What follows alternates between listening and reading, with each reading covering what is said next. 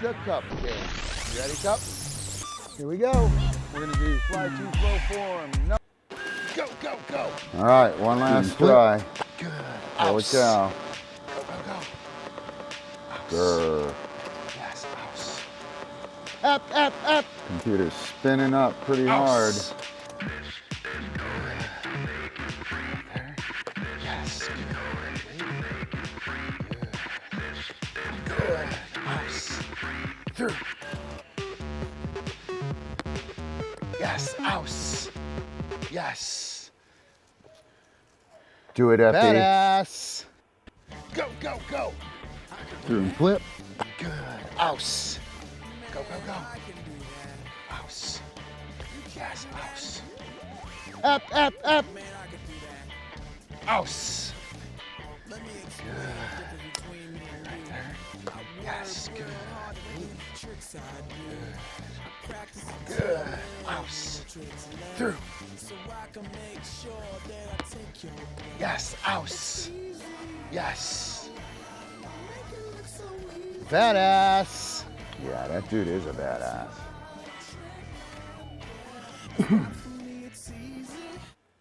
All right. Here we are.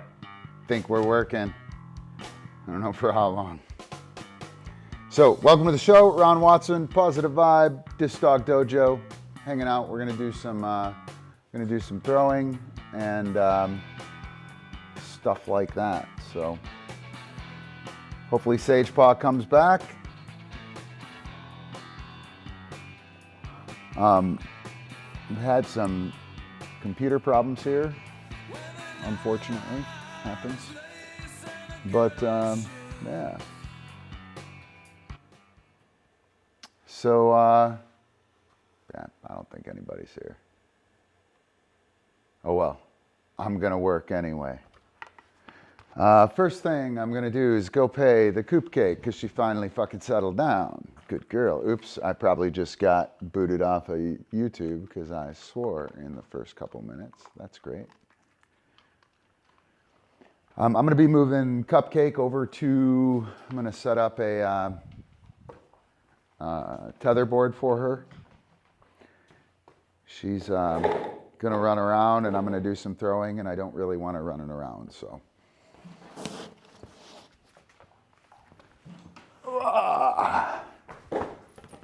Happy, chill. Cupcake. Right here, yes, good girl. Hi. Hi.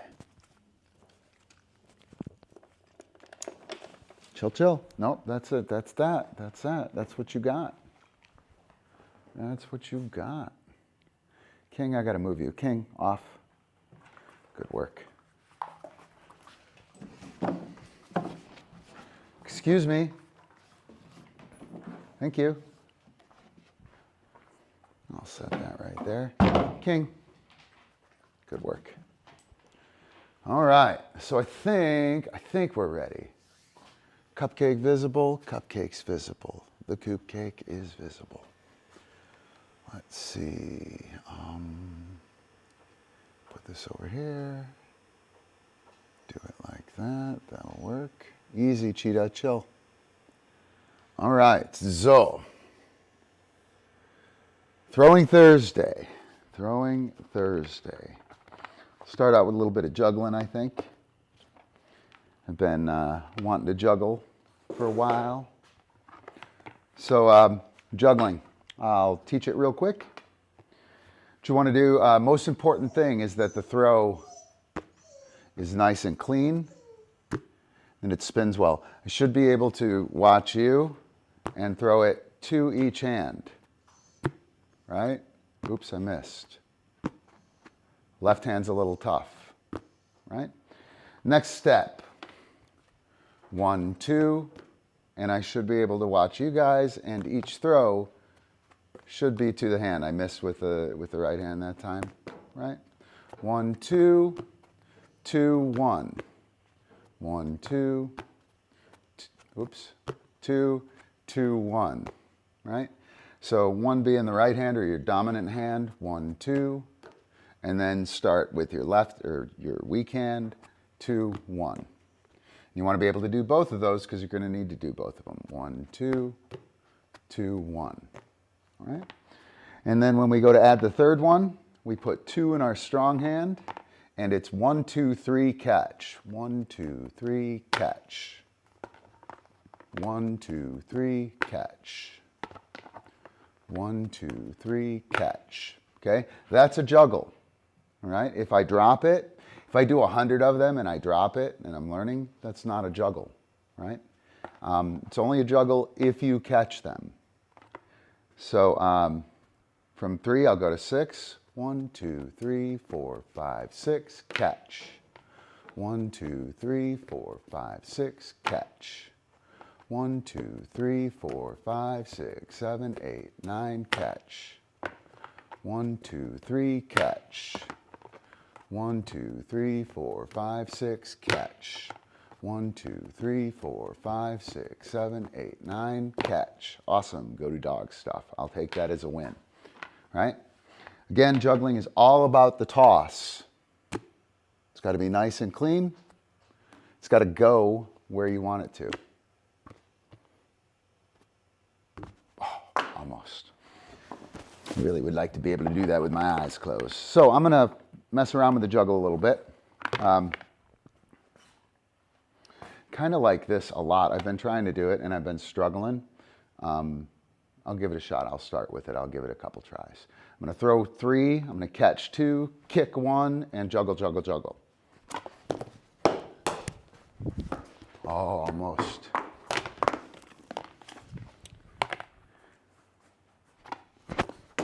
Oh, I'm going to do one more try. I'm going to try one more time. I really like that.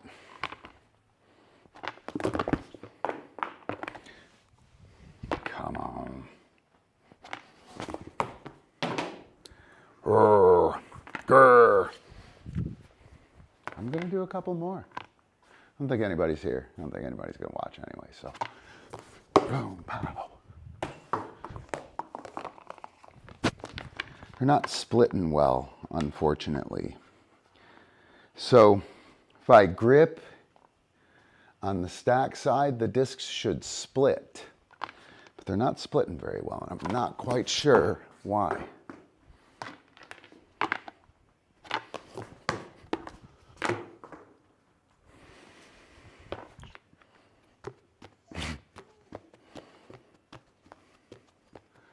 So this is a fountain. I'm going to do a cascade. All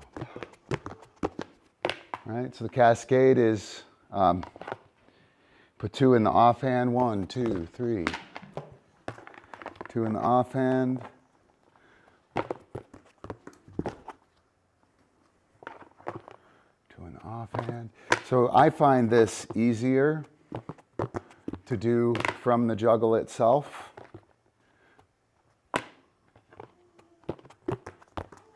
One, 2, 3, catch. I juggled. 1, 2. I really need this too. I'm struggling, guys. I'm struggling. 1, 2, 3, catch. And it's just pass, pass, pass. This goes to that hand. 1, 2, 3, catch. 1, 2, 3, catch. 1, 2. You can see that the throw is really critical. 2, 3, catch. 1, 2, 3, catch. All right.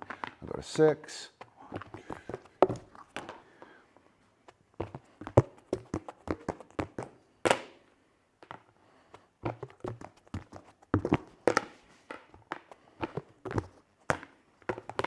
We'll juggle in.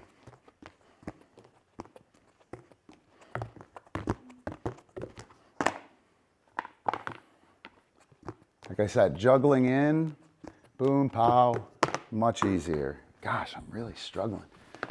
What's up with that, guys? What's up with that? Pay these guys intermittently here.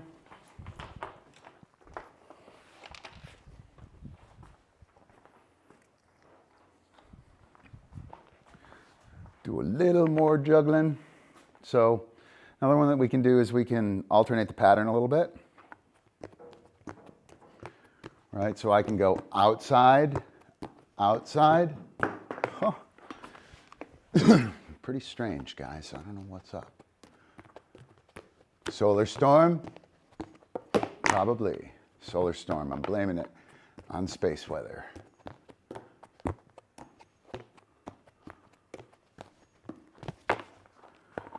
Do do do do.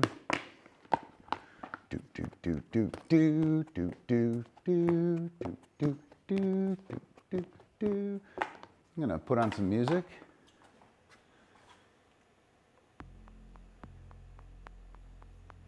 This is kind of nice. I'm gonna try and hit the music there.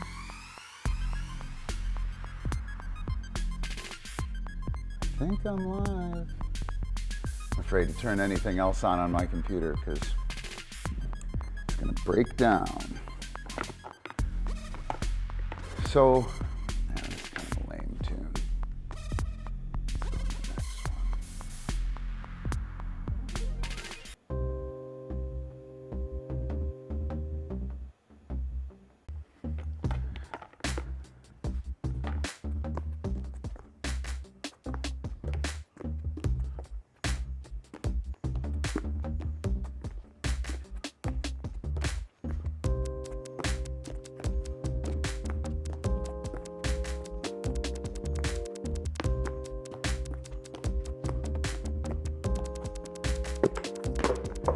Trying to get something going with the music, but my music is kind of not very good here. Boom, ta, boom, ta, boom, ta, boom, ta, boom, ta,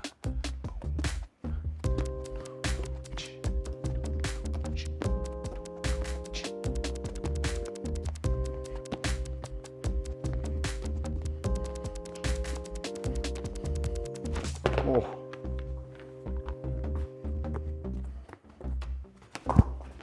Ha ha ha ha. All right. I think I'm done juggling. Got my ass handed to me enough. All right. What else can we do?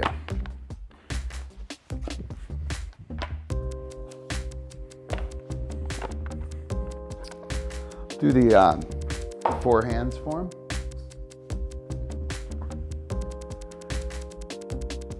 Four hands form is a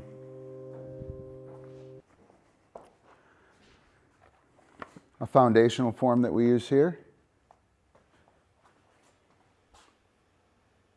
Do, do, do. Play Ignorant Mob. This should keep playing for me. Ignorant Mob from the UP. Here we go. Boom. Backhand to 2. Side arm to 1, push to 2, overhand wrist flip to 1, another backhand to 2, gosh man, 1. Oh.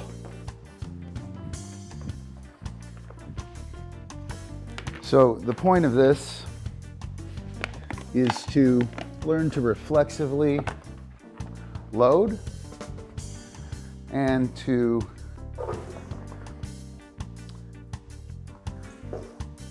comfortably switch my stances. So I'll go backhand to 2, boom, switch, pow, switch, boom, switch, pow, switch, boom, switch, pow. I'm gonna do a few more of these. Haven't done it in a while. It's part of our DiscDog martial art. And it's a super cool, super important form, right? It's essentially just a zigzag. Hey, what's up, Kim? It's just a zigzag essentially, but it's not really because I'm focused on getting my shit together, not the zigzag pattern, right? When we throw the zigzag, boom, I load, I make the throw, boom, the dog catches it. The dog lands, the dog turns. Here he comes, out, yes, boom. I'll throw over there. Switch, dog catches, lands, turns. See that I'm loaded? I'm ready to go. switch. Hey, king, that'll do. Dog is turning around. Boom, to 1, switch. Here he comes, do-do-do-do. King. King. King. Thank you. Probably a little bit too much of a distraction for him. I'll pay it happy. I'll pay it a coop cake. Get my discs. And I'll set up again. A couple things about this. What we're working here is I make the throw, boom, I switch and load, and I chill. Pose, I throw, I switch and load. Throw, I switch and load. I'm chilled here because the dog is going to be a while, right? Boom, pow, switch, boom, I'll make that throw, I'll switch, chill. Boom. All right, when we pick discs up, oh, you can't see that there, I'll show you later. When we load discs, my discs come to my throwing hand and they go there in the manner I'm going to throw. Boom. So I have this push throw next. I'm going to turn the disc upside down. Boom. The overhand wrist flip. I'm going to move the discs to where I'm loaded and ready to throw. Pow, boom, pow, boom, pow. So that load and switch is critical, guys. What happens all the time, like particularly in a zigzag, right? Person makes a throw, bang. Yeah, awesome. Wow, oh shit. Right, and then the dog catches and you're standing here. Then you're like, oh shit, right? And you switch. You haven't loaded. And so it's, oh shit, every time. When the dog looks back, close your eyes for a second, close them, open them. Am I ready? Right? So you've made the catch, you're running, can't see me, close your eyes, turn around. All right, I'm ready to go. You see this, you see my feet going this way, you know it's a backhand going that way. If you close your eyes real quick, open them, see that I'm lined up here for a sidearm, my body's positioned in this direction, bang. I need my dog to see that when they turn around after the catch, right? I'm using the zigzag there because that's kind of where this back and forth action happens. Another thing we're doing here, we're working clockwise release, counterclock release, clockwise release, counterclock release, right? And that's important for several reasons, but if you're going that way, right? So you're running over there. From here, boom, you can see this, right? When I switch, you can't see it. The clockwise, we're moving together clockwise, you can see the release, right? When I switch and throw counterclock,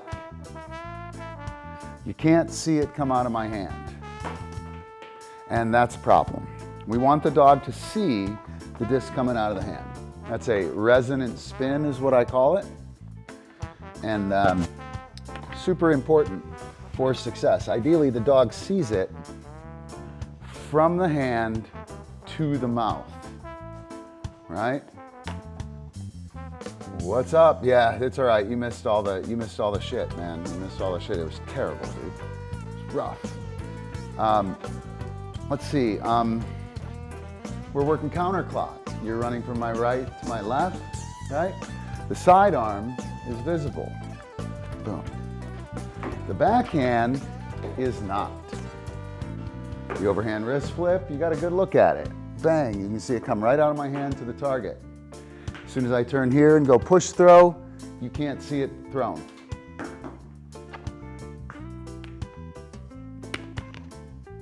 Why did something happened there?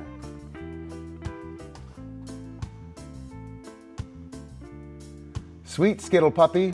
I'll show you some rollers real quick. I'll show you some rollers and some bite work with the cupcake. How's that? How's that? You can check out that form, this form that I just did, the 4 hands form. It's on our website, and it's in the DiscDog class. It's a free class right now, right? So, or it's the free portion of the class. The yellow belt form is the one you want to take a look at.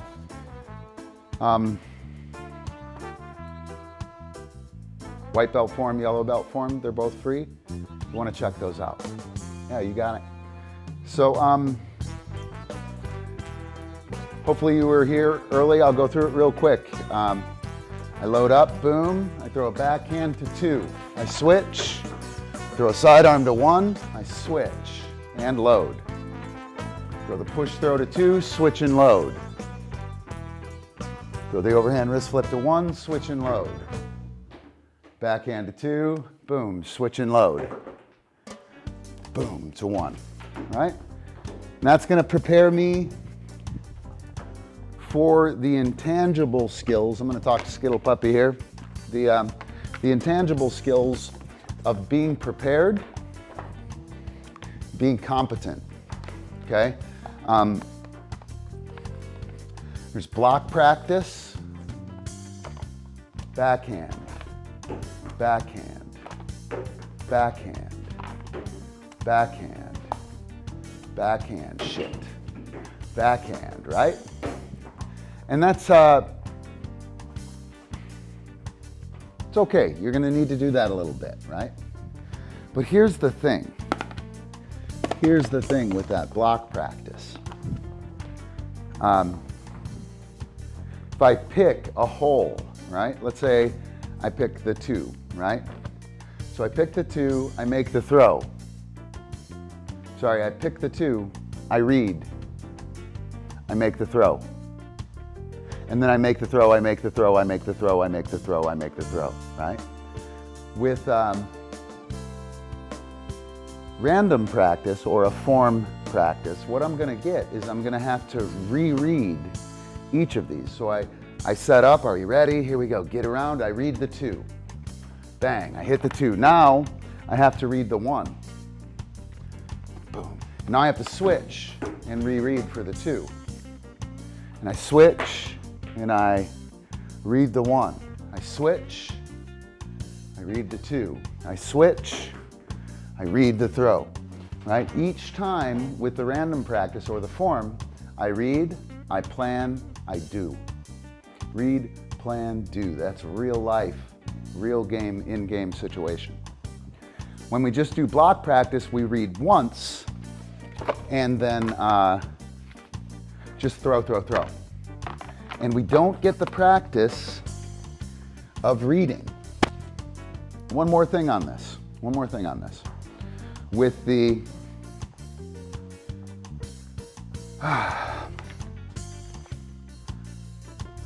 we have a single target, right? My backhand, this is essentially a zigzag. My backhand goes over there. My sidearm goes over there. My push goes over there. My overhand wrist flip goes over there. Standard, basic zigzag. If I put another target over there, I read once, I read, and then I go back and forth, right? I want to, when we have the single one, I make the throw and then I have to find my dog. Where's my dog, right? I find my dog, okay, where am I throwing? Where's my target? Bang. I make the throw. Where's my dog? There's my dog, bang. Where's my dog at? There it is, boom, right? And when you move from the from the practice field to the Frisbee field, if I do this, backhand, and I stand here, now I'm like, where's my dog? And oh, there's my dog. Oh shit, where's my dog going? I'm in trouble, right? If I make that first throw and I load up here, now I can watch my dog and I'm prepared. Not only can I watch my dog and I'm prepared, when my dog looks in, they see what I'm doing. They go right with the program. I switch. Where's my dog at? Right there. Got it. To the 2. Bang. Switch. My dog. There they are. To the 1. Bang. Switch. Where's my dog at? Boom. Switch. Pow. Right? If we're not loaded and ready and prepared to read the dog, we're in trouble, right?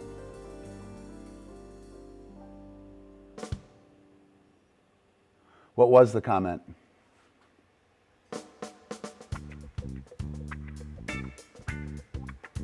Yes, that's it. We can focus on a bunch of different things here, guys, right? So we can't focus on everything at once. Like dog training, come on, dude. Seem to have lost the disc. Like dog training, we want to be a splitter, not a lumper, okay? So we want to split behaviors up. And if I focus on hitting the target, reading the dog, reading the target, getting loaded, what's my grip, how do I throw this, all that shit at once, I'm screwed. You know what I mean? It's overwhelming. Kim, as soon as she adds, like, oh shit, I'm not ready, and she's reading the dog, she's in trouble, right? And it's a struggle. So we want to be able to focus in and hone in on each piece of the puzzle. We have load. Sorry, I'll show you here. Load, boom, to the backhand. Load to the sidearm. Load to the push. Boom. Load to the overhand wrist flip. When that's automagic, then whenever I'm doing something, I just load and I'm ready to make that throw, right?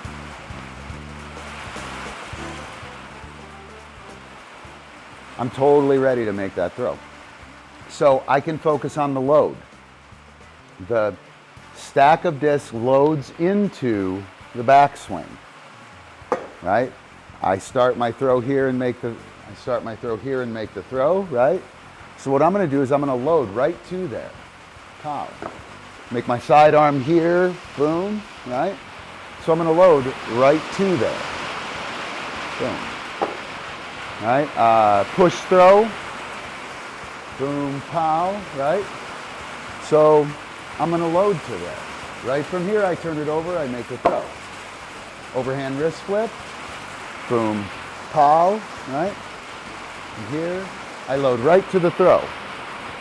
Pow. So we can work the load to the grip, right?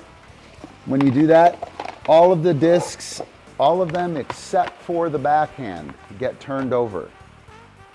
You're here, just turn it over. And you'll turn it over to here, you'll turn it over to here, and you'll turn it over to there, right? So we can practice the load. And of course, we can practice precision, right? Or accuracy. We can practice having the throw go well, right? These are all things that we can focus on. These are all things that we cover in class. Another one that's really important is, boom, I make the throw, I switch, and I chill. I got lots of time for my dog to do the shit, right? And then I read the dog, pull the dog in, boom, I switch. Oops. Dog catches it, lands, turns, boom, pow, I switch. Pow, switch. Right? So that's another thing that we can focus on, that switching from side to side. I can very deliberately focus on reading my dog. I have a pretty sweet video, I don't know where it is, but it's out there, of me throwing the zigzag as I imagine it. Come on, dude. as I imagine it, and then me throwing it to the dog. And they're within a quarter second of each other, right? So when I make that first toss, boom, where's my dog at? Dog has caught it, has landed, is turning. There's my dog, I'm loaded and ready. Out, yes, boom. Catches, lands, turns, I'm loaded, boom, to 2, switch. Where's my dog at? If you practice where your dog's at, Kim, on this thing, instead of just trying to do it good, right?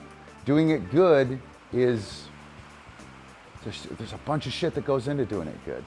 We want to practice load, practice stance shift, practice targeting, practice reading the dog. And now all that shit is installed. When I go out and work it with the dog, it's likely to happen, right? Awesome, awesome. Let's see. I'll go ahead and do the 12 hands form. So the 4 hands form is white belt.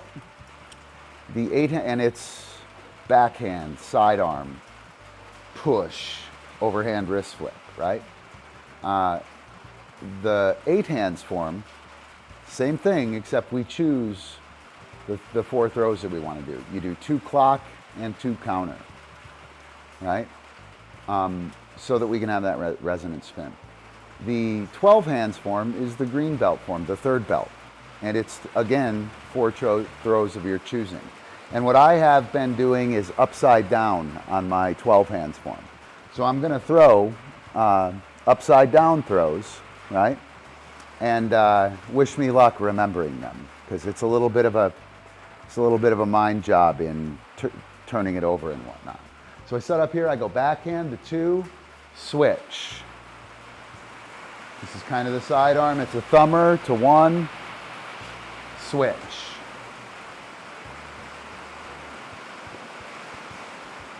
Push throw to 2, switch. That was the other side, by the way. Overhand wrist flip to 1, boom, switch. Backhand to 2, switch. Thumber to 1. Right? And again, that's a serious mind job, guys. It's rough. It's rough. Being able to practice it and be prepared with it, super critical. Super critical. Otherwise, you get your ass handed to you out there. I'm going to try and do it rather quickly or efficiently. Boom, switch. Boom, switch. Switch, boom, switch, boom, switch, boom, right? And so you can see it's quite a bit tighter. A few more reps of that this season, I'll remember it. One more thing about this. Every time we set this up, this is not a drill. This is not a drill, okay? It's a form. And the difference between a drill and a form, forms essentially, they're like iconic or symbolic, you know, they're like Plato's forms, they're like special. They're the perfect illustration of it. And when we do them, we should be exploring them, not trying to do them. When we do a drill, we do the drill so we get better. Right? I do it. Okay, now I can do the real thing. When we do a form, we are doing the real thing. Right? It's a big difference and it's a big distinction. So I'm gonna go ahead and do the 4 hands form as a drill. And you'll totally see the difference. I'm gonna do it like quick, I'm not gonna pay attention. It might be better in terms of placement, right? Boom, pow, boom, pow, boom, pow, right? And that's how people want to do it. And you can do it quick. You can do a few reps when you do it quick. But that isn't the point. Doing that doesn't help you at all because you're going to make the throw and your dog is going to catch and land and turn and all that. And you're going to be like, oh man, when am I going to throw it? When am I going to get to throw it, right? You don't want to do that. You want to do it as you're going to do it on the field, right? Try to imagine what it looks like doing it with your dog and then take it to the field. And it'll look totally different. You'll be like, what the hell was that? What the hell was I thinking? And you come back and work the form and try to do it with your dog. You'll take it out to the field and it'll be a little closer. When the form here matches the dog, that's when things are super spiffy and beautiful. All right, I think I'm done with the 4 hands form. If anyone has any questions, I'll totally take them. Epi, dude, go. You too, King. What the hell was that? Pup? Good. Cupcake, chill. All right, what do we got? Questions. I'm going to cover, I hope Sage Paw's here. I'm going to cover Jam and a Flash stuff. I don't think you guys have seen this. Show you guys my big box of jam. Let me turn that off real quick. Or I'll move it up there. Cover Cupcake up. Oops. All right. Big box of jam. There are 3 graphic novels in here. There's a pack of Jam and a Flash cards, which I'm going to open right now. There is a pack of Ron Watson Signature Series cards. We do have some other jammers that I am looking to put into the project, but they have not gotten back to me yet. So I'll leave this close. And then there are a few graphic novels, right? Puppies and Jam. Take the videos, break them down. Thought bubbles with the dog. Conversation between me and the dog. Super important. Graphic Jamming Volume 2. And then Sequence Building Volume 1. And they're all super cool. Not quite ready for sale yet. Unfortunately, the books are not holding up from the on-demand publisher. So I have to do like a huge run of them. Can't do that right now. So let's do Jam and a Flash cards. And I'm gonna show you guys how Jam and a Flash works. I'll do it with Epi, I think. I have it set up here. I don't think I do.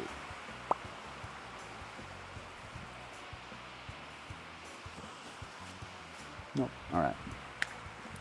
Epi, you're gonna have to do all the tricks. Yeah, that is the rain. So Jam and a Flash cards comes with instructions. All right. The cards are color coded. The green cards are setup moves. The blue cards are interior moves. The white cards are throwing. The red cards are vaults and over. Yellow is flat work and flow.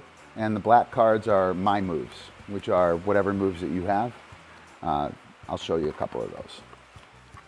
And if you're interested, those are done on the 5 elements colors. All right. So back vault, counter clock. This is a My Moves card.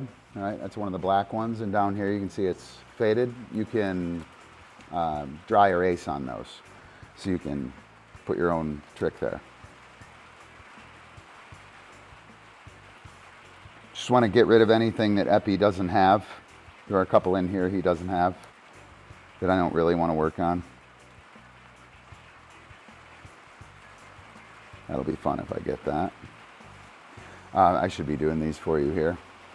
Leg over, back vault, counter clock flank. They have a QR code on the back, so you scan it. You go to the website with a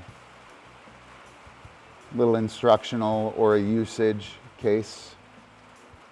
Backwards through, Jakey, bite, through clock, overhand wrist flip, sidearm, multiple, fish, that's a catch and release, Yachi vault, fakie twist, sidearm roller, that's all you, Skittles. Pendulum, I'll get rid of the pendulum. Chest vault, my moves. Reverse chest vault, I'll get rid of that. Clockwise flank. Reverse leg vault, I'll keep that. Weak flip, there are two flips. One is strong side, one is weak side. One is awesome and one is a little bit less awesome. Front cross, back vault, my moves, my moves, my moves. Push throw, around counter, kneeling leg over, big over. I'll get rid of the big over. He doesn't have one of those. Rear cross, hoop. Around the world, I'll get rid of that. I got a dog catch. I'll get rid of the seated over because I'm fat and old. Flag and flash over, I'll get rid of that. I'll tell you the story about that if you want to know. Zigzag, I'll get rid of that. The zigzags and around the world, they're tough to do within the jam. Sorry, they're tough to do within the jam and a flash context because they're 4 throws, right? If you don't have a bunch of moves, they're cool, but doing 4 or 5 reps of a sequence with a 4 throw zigzag or a 4 throw around the world, it's like completely defeating for the dog. Backhand roller, that's you. Skittles, backwards through and flip, that's a rut and flip. Back stall, I'm gonna be doing the front side back stall. Fakie spin, that's a spin off the body. Strong flip, that's the cool flip. Scoot, around clock, get rid of that mind moves. All right, and what I'm gonna do is I'm going to shuffle these up, all right? I'll shuffle them up, and then I'll deal out 6 of them. I can deal out 6, or I can deal out the whole deck and create multiple sequences at once. I'm just gonna do 6, though, because I don't have very good work area here. I wasn't prepared to do jam and a flash, Sagepaw. You better be here, Sagepaw. If you're not here, and I'm doing this and you're not here, it's not gonna be cool. But you will go on my shit list. All right, so this is a throw. It's white. Sidearm roller. That's the first trick. Counterclockwise through. That's the second trick. Through clock. Third trick. That's interesting. Yeah, it is interesting. Crossbody back vault after the through clock. That'll be fun. Strong flip. Yachi vault. Fuck, dude. And what I'll do is I'll take a picture of this with my camera, right? And done deal. I could shuffle out more. I could do a back stall, kneeling leg over, bite, counterclock twist, rear cross. I'm gonna do this, I think. Fish. No, I won't. I don't wanna deal with that. I'll deal with this bad boy here. Let me see. How am I gonna know what I'm doing without my phone? I usually take a picture, go out on the field, right? And I'm gonna do the sequence. If I forget it, I just pull my phone out and take a look at it and have Epi wait while I look at my phone and get going. So sidearm roller, counterclock through clock. Epi, good man, handsome. Yeah, we'll give it a shot. All right, sidearm roller, counterclock through. The jam and a flash setup is, I'll use this camera. The jam and a flash setup, or how it works, is, Epi, dude. It is, I do the trick, I wait. I get my shit together, I do the trick, I wait. Get my shit together, I do the trick, I wait. I do that 4 times with weights, and then I do it live speed, okay? While I am doing the weights, what I'm looking to do is I'm looking to read the dog, right? So Epi's gonna do a sidearm roller. Which direction is he gonna turn back? I don't know, right? So the first time I throw it, I'm looking to see what he's doing, right? I'm gonna throw a sidearm roller, I'll throw it over there, he's gonna go counterclock, right? So once he goes counterclock, I'm going to know where he is. I will be in position for that, right? When I'm in position for that, I'll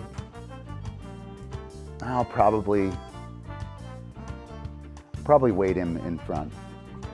On the flat work moves, rear cross, front cross, and some of the throws, I can't really wait because it ruins the sequence part of it, but we can talk about that. So counter clock through, boom, wait, through, wait,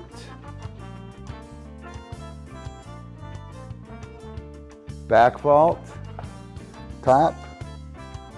Ooh, that's not going to work. I would go top, right, boom, and then wait. I'm going to read his landing. He should go counterclock after the back vault. I don't know. My first few reps are all about reading. Once I read, I'm going to put myself in front of him in order to weight him, right? And then I'm going to figure out how to get in position for the trigger. Each time the dog is going to get broken down. This one, wait. That one, wait. This one, wait. That one, wait. And that breakdown in there is going to separate each trick. If I need to pull one later and put another one in, I don't have to teach the whole sequence again. My dog already knows that they're separate tricks. All I have to do is a couple reps with that as a weight. Boom, he'll have it. Back vault. I'm going to step towards him. He's going to land and go counter. I'm going to step towards him, wait. I'm going to go strong flip. I'm going to have to jump away from him because the Achi vault requires a bunch of distance. So I might not even have enough space in here to do it. I'm going to have to clear some space. But anyway, I'm going to switch cameras and I'll run through this sequence for you, Kim. And again, what we're trying to get here is I'm going to read the dog. I'm going to use the weight not to make him. So here's what happens. Check this out. I make the throw, right? He lands right there, right? So I learned that. If I make the throw and do the flip and I'm standing here and then I go, oh shit, right? It's not cool. So what I want to do is I want to read where he lands. You saw that he landed right there like that. So after the first one, I see it, he lands right there, right? So now I'm gonna tell him wait as he catches, wait, and I'm gonna step here. And I'm gonna load into the trigger, right? I'm gonna load right into the trigger. So I'm in position to trigger the skill. That's what my weight is for. When mine, can't reach it. Mine, dude. When people are doing this, most of the time, they think the weight is just stand around and do nothing. It is completely not that. The weight is specifically there. Wow, you're a weaver, aren't you? Yeah, you're a total weaver. The weight is there so we can trigger it. So we can learn how to read and we can deliver the trigger. And Cupcake's gonna get yelled at and put away. She's not gonna like it. She's not gonna like it at all. You see, I think I'll use the big camera. It's a better camera. Do-do-do-do. All right, so sidearm roller, clockwise through, I'm sorry, counter through. Let me write this down for you guys.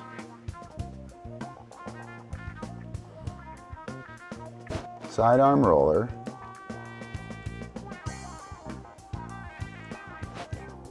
counter through,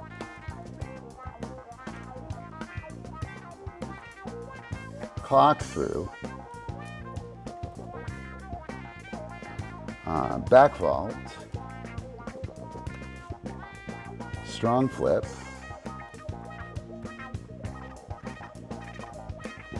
Yachi vault.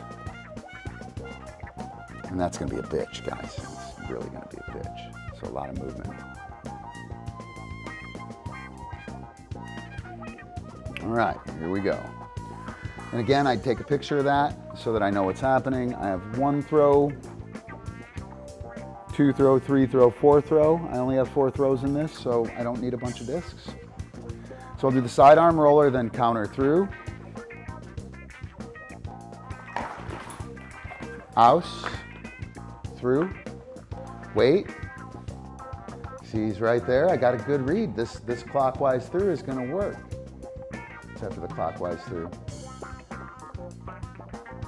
Clockwise through to back vault, through. He releases right there. Wait. Ooh, we got to do a counter back vault. Top. So I read that. I didn't know which back vault I was going to do. Right? I'm going to do this one. Top. From here, I'm going to do the strong flip. Top. Wait. Right?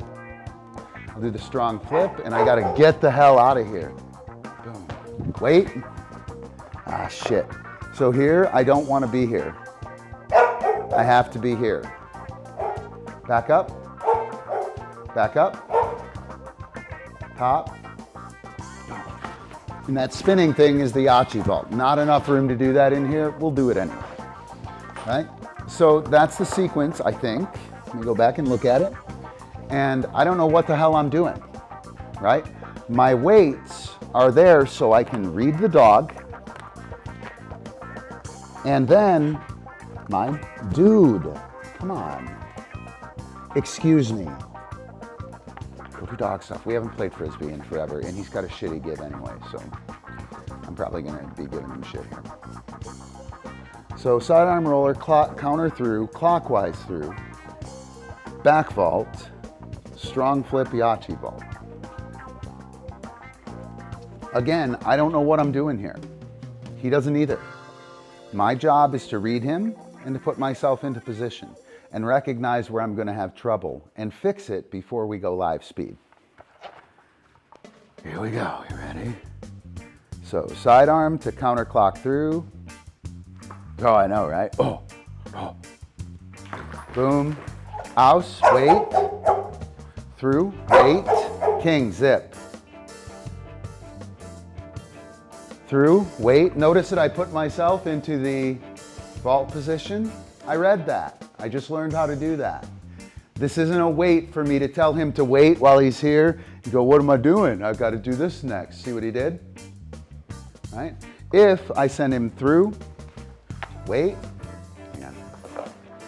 aus, through, wait, top, and it's top to the strong flip, boom, wait,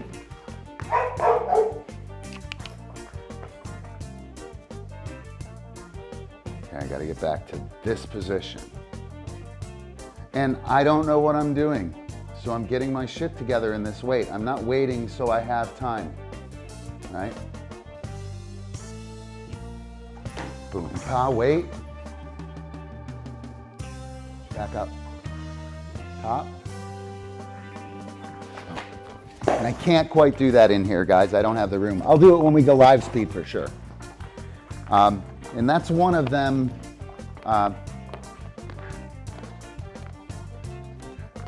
Mine?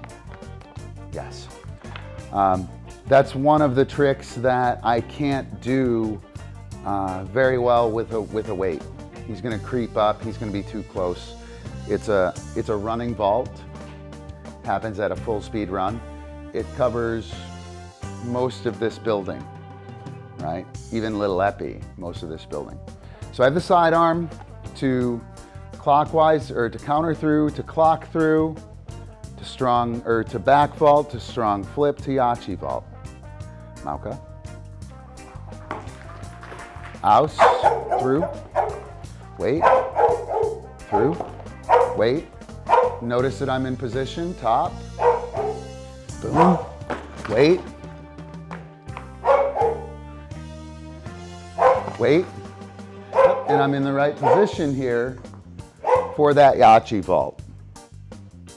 So that's king, zip. That's rep number 3. So I have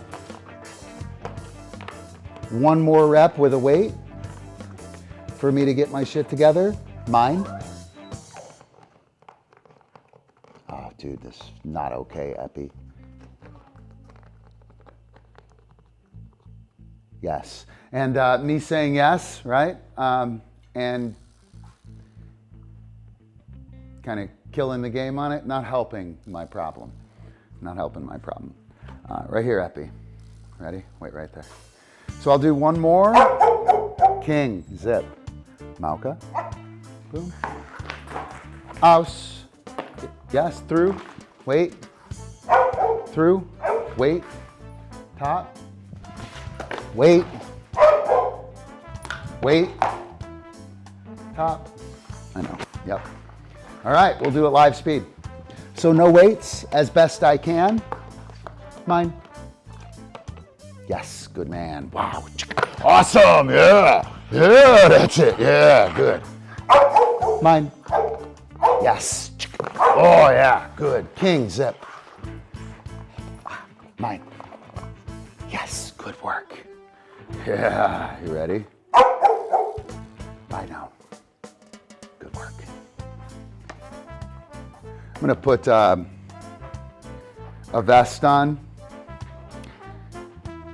It's winter time, just coming out of winter time. Epi's fat. He's got ghetto nails. We don't know what the hell we're doing. My back is getting shredded here. And it's actually making me really apprehensive. I'm not really comfortable having flesh rendered from my body. But I'm on camera, so I got to deal with it.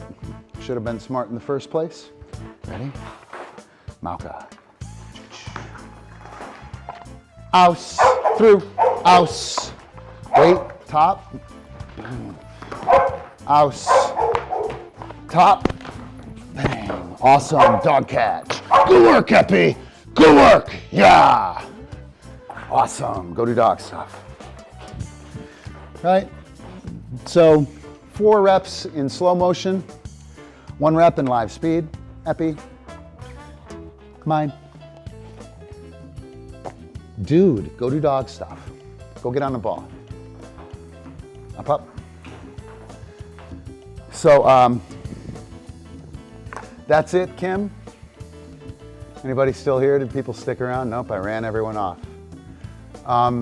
It's so funny, man. Anybody who left, fucking shame on you. Shame on you.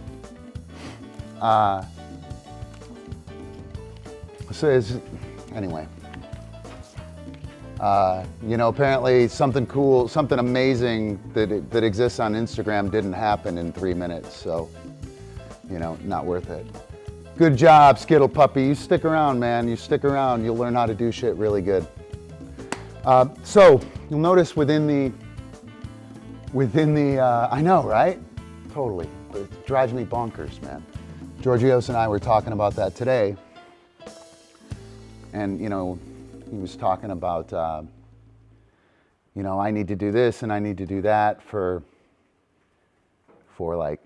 views and to get people in class. And I'm like, dude, people check out. They don't want it, right? It's like it isn't the thing. Listen, guys, affirmation is a black hole. Instagram is a black hole. You will never get enough likes. You will never get happy for it. Never get happy from it. You will only want more. That's what happens with pleasure, okay? The difference between pleasure and enjoyment is that pleasure just fills a hole, and that hole gets bigger and it needs more filling. When we achieve, when we hang out with somebody, and I hang out with you guys right now, I change who I am and what I know and etc. From interacting with you, right? And that gives me enjoyment. That makes me a shining star. It's not a black hole. I don't need anything after that. I'm cool. You know what I mean? Affirmation is a black hole. Don't seek it. Daily affirmations, you might as well be ruminating on how bad you are. And I know pop psychology and positive psychology says they're wrong. They're totally wrong. I'm good enough. I'm good enough. I'm good enough. All you say the whole time is I'm not good enough. I need to tell myself I'm good enough so that, you know, somebody does. It's terrible. Anyway, enough of me bitching. So with the Jam and a Flash, Kim, did you see how I wasn't just waiting the dog, right? Everybody that left, let me see if they came back. Yeah, nobody came back. So everybody that left, the wait is about me getting in position. I want to do the trick, So the first time I do the trick, I read the dog. Oh, wow, I didn't know the dog would be there. Wait, okay, let me put myself in front of you, dog. And then I do my next trick, right? And the dog lands somewhere and I'm like, oh, I didn't know the dog would be there. Because the dog waits, the dog holds, I figure out how I need to move to get there, right? And I lock the dog in and I do the next trick. On the next rep, I make the flip toss, I step here before the dog is there. And I'm loaded for the trigger. Or I stepped with my feet in the wrong position and I go, oh shit.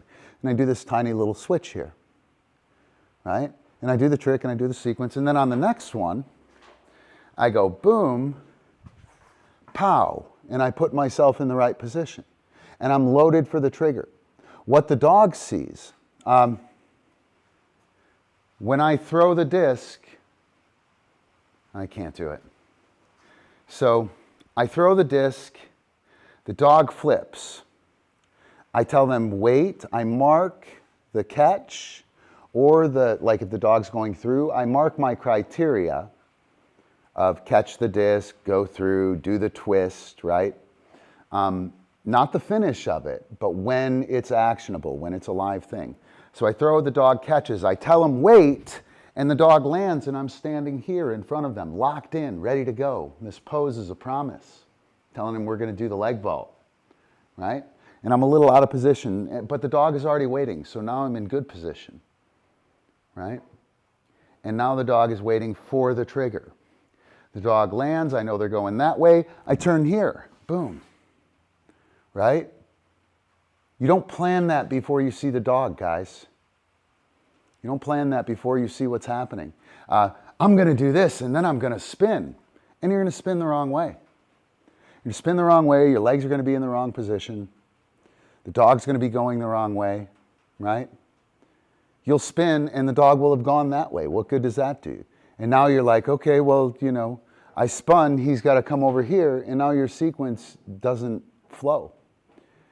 Your sequence is a flip and I spin over here and then the dog walks up and does something.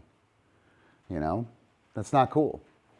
What's cool is I throw the flip, I lock you in here, we do the leg vault, I pivot, we do the back vault, I walk up, you land, I block, right? That's how that shit works. And we can't, Kim, you've been in class, we are working in the complex domain, right? We can't, excuse me, go. We can't know what's gonna happen. Dude, thank you.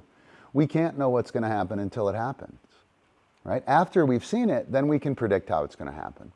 But we can't know beforehand. If I go and build this whole sequence, I got it, I'm gonna do this, I'm gonna do that, I'm gonna do this. I write it down on paper and all that shit, right? And I go out on the field and my dog turns the wrong way, I'm in trouble, right? So I'm learning to read where the dog is. I'm putting myself in an actionable trigger position before the dog lands and finishes. And then the dog is helpless. Dog is totally helpless. I throw the flip. Close your eyes, guys, and I'll tell you when to open them. Right? Close your eyes. I throw the flip. Open them. You're helpless. You're stuck here. Right? Wait. Top. Boom. Dog lands. I turn, pivot, and block. Right? Now I've stopped you and you're locked in. You're hooked up. I'm in position for that back vault, right? And the dog does nothing but land, look for me, do the next thing, right? And that idea, that is the wait concept. Those of you guys who aren't in class, a wait is a trigger. If you have a trigger, the dog has to wait, right? They're the same thing. And most of the time, players are trying to do both. I'm going to have him wait, and then I'm going to trigger. And if you're trying to do both, one of them suffers, and then neither of them work. If you only respond on, the gun doesn't have a problem waiting, right? The gun will always wait for the trigger. It can't go until the trigger happens, right? The dog can't go until the trigger happens. They must wait. So, so important. But I'm hopping from pose to pose, right? I read the dog on the first rep. I figure out where I need to be. I load the pose. I move to the pose while the dog is busy. And then I figure out how to navigate the trigger. And then I'm hopping from trigger position to trigger position. And the dog is helpless, but to do it with me and to not do any extraneous movement or do any weird shit as I try and get my shit together. And that's it. Good, Kim? If the dog will be consistent where they end up if you, hang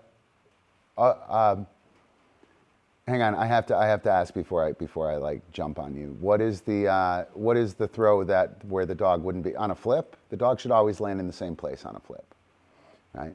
If the dog isn't landing in the same place on a flip, you need to do a better job of placing it in the same place. I'll tell you, if your dog isn't landing in the same, and go ahead and tell me what trick you're talking about. If the dog isn't ending up in the same place, you're not intercepting the dog's movement with the pose, right? So if I send Epi through and I let him drift out and he walks out, right, and then I wait for him, he's got all this time walking around where he can stop, he can change things or whatever. When I did the throughs with Epi, as he was going through, I was pivoting and intercepting him with the pose.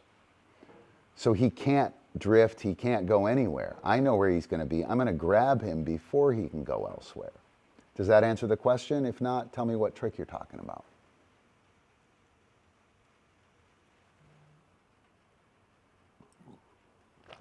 Anything?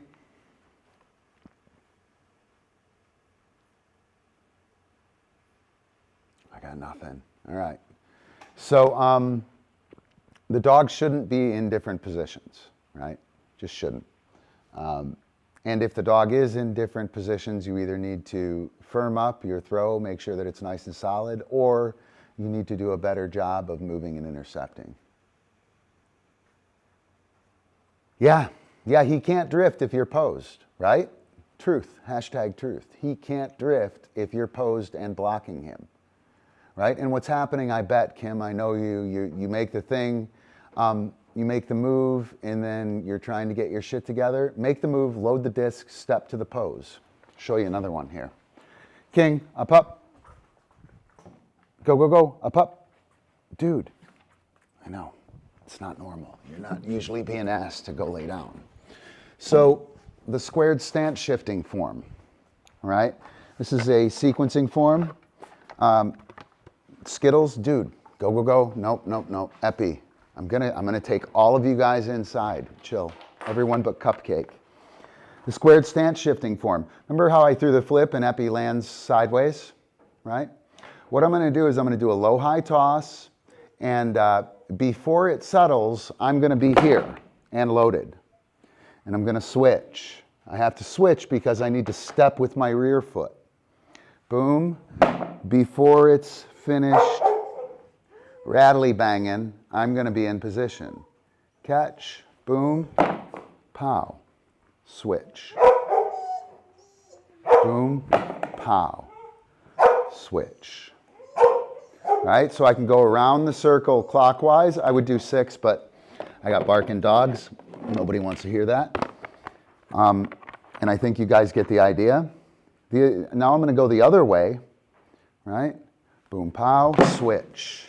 Or I'm sorry, load, switch. And again, I'm switching because I have to step with this rear foot. That's going to give me the movement really easy. So I'll go here, boom, pow, bang, switch. And what I'm doing here, I'm throwing the flip, my dog lands there. I throw the flip, yes, boom, dog lands, and I'm here. He can't move, Kim.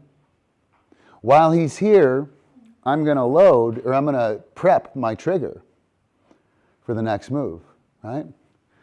Boom, pow, ooh, bang, right? So hopefully you guys can see that that load, when I throw here, boom, pow, this is stance shifting form, neutral, neutral, pull, pull, push, push, right? I'm exercising every way I can move. I'm loading and posing, right? You guys who are new to this, your goal will be to load and pose before the disc hits the ground. This neutral movement is how I like to move. I prefer to do this boom pow. That's how I like to move when I'm playing, right? April likes to move like this and like this when she switches stances. When I pull with pressure. When I push with pressure. When I go neutral, there's no pressure, right? So there are times when April, in just the way she's moving, is pulling the dog towards her. She wants the dog to stay out there. The dog is going to be pulled in. Or she wants the dog to stay far away, or she's working the dog close and she throws, and then she's got to step forward. Now she's too close. Or she steps forward and drives the dog back, right? So it doesn't matter how we like to move. Sometimes we have to move in another fashion. And what we want to do is we want to practice that.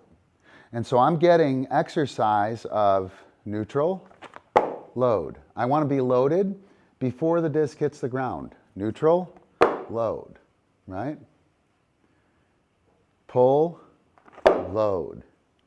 I want to have my stance shift and my load before the disc hits the ground. Push, push, right? So for the pros out there, I am going to load and pose before the disc passes my disc. Boom. Pow. Boom. Pow. Boom. Pow. Right? And what that does is that gets me prepared, that gets me well practiced in pulling with my movement. When I step over here to Epi, he's going to land over there. I'm going to do this big pushing stance shift, and then I'm going to pull back. Right? If I pull back and he comes in too hard, I'm going to do a big pushing stance shift and then a neutral shift. So I'll be here, I'll go boom, pow, right? And I've got these skills, and I should have done that with the load, boom, pow, right? And we need to have those skills. Kim, you need those skills. You've done them, you have them, but you haven't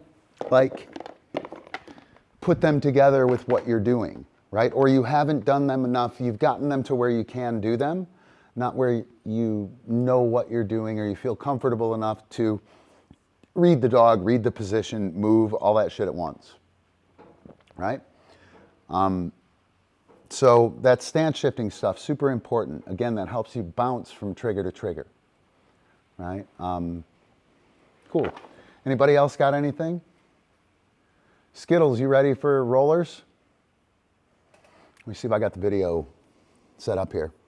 I'm probably gonna make a dog disappear. Yep, and you need to practice them with that idea, Kim, right? Not like, oh, I gotta do the thing, or, you know, whatever kind of complicated right side of the Cynefin map you're usually operating in, right? These things need to become second nature so that you can dedicate your brain to other things, and so that you can adjust how you do them kind of on the fly. Ooh, the dog is there. Boom, I move over here. I'm loaded. Ah, shit, I'm kind of in the wrong position. Okay, well, next time I need to do it a little differently. And then you'll have the presence of mind, the ability, and the mental bandwidth to be able to do that. So rollers for Skittles. Let me pull up a roller video real quick. And I'm going to let the video play, and I don't know who I'm going to make disappear. I think I'll make Epi disappear. He's the easiest. he worked already. Roller. By the way, this is featured in the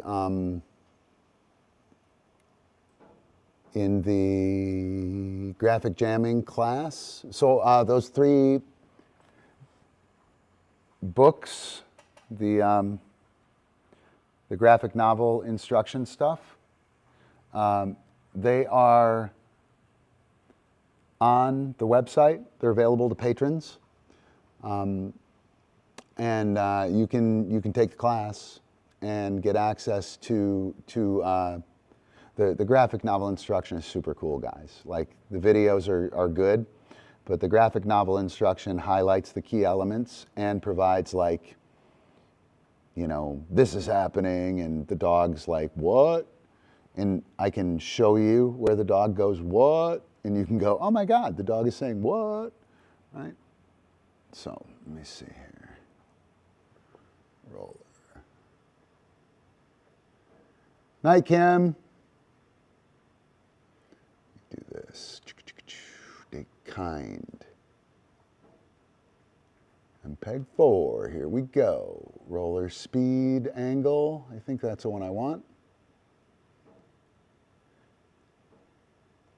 All right. Oh, do I have rollers? Oh, that's up dog. Let's try, see if we got another one. I have a few 4-way play rollers. Sorry, I'm just trying to get one that is useful for puppy stuff. Nope, that's a Sugar Rush.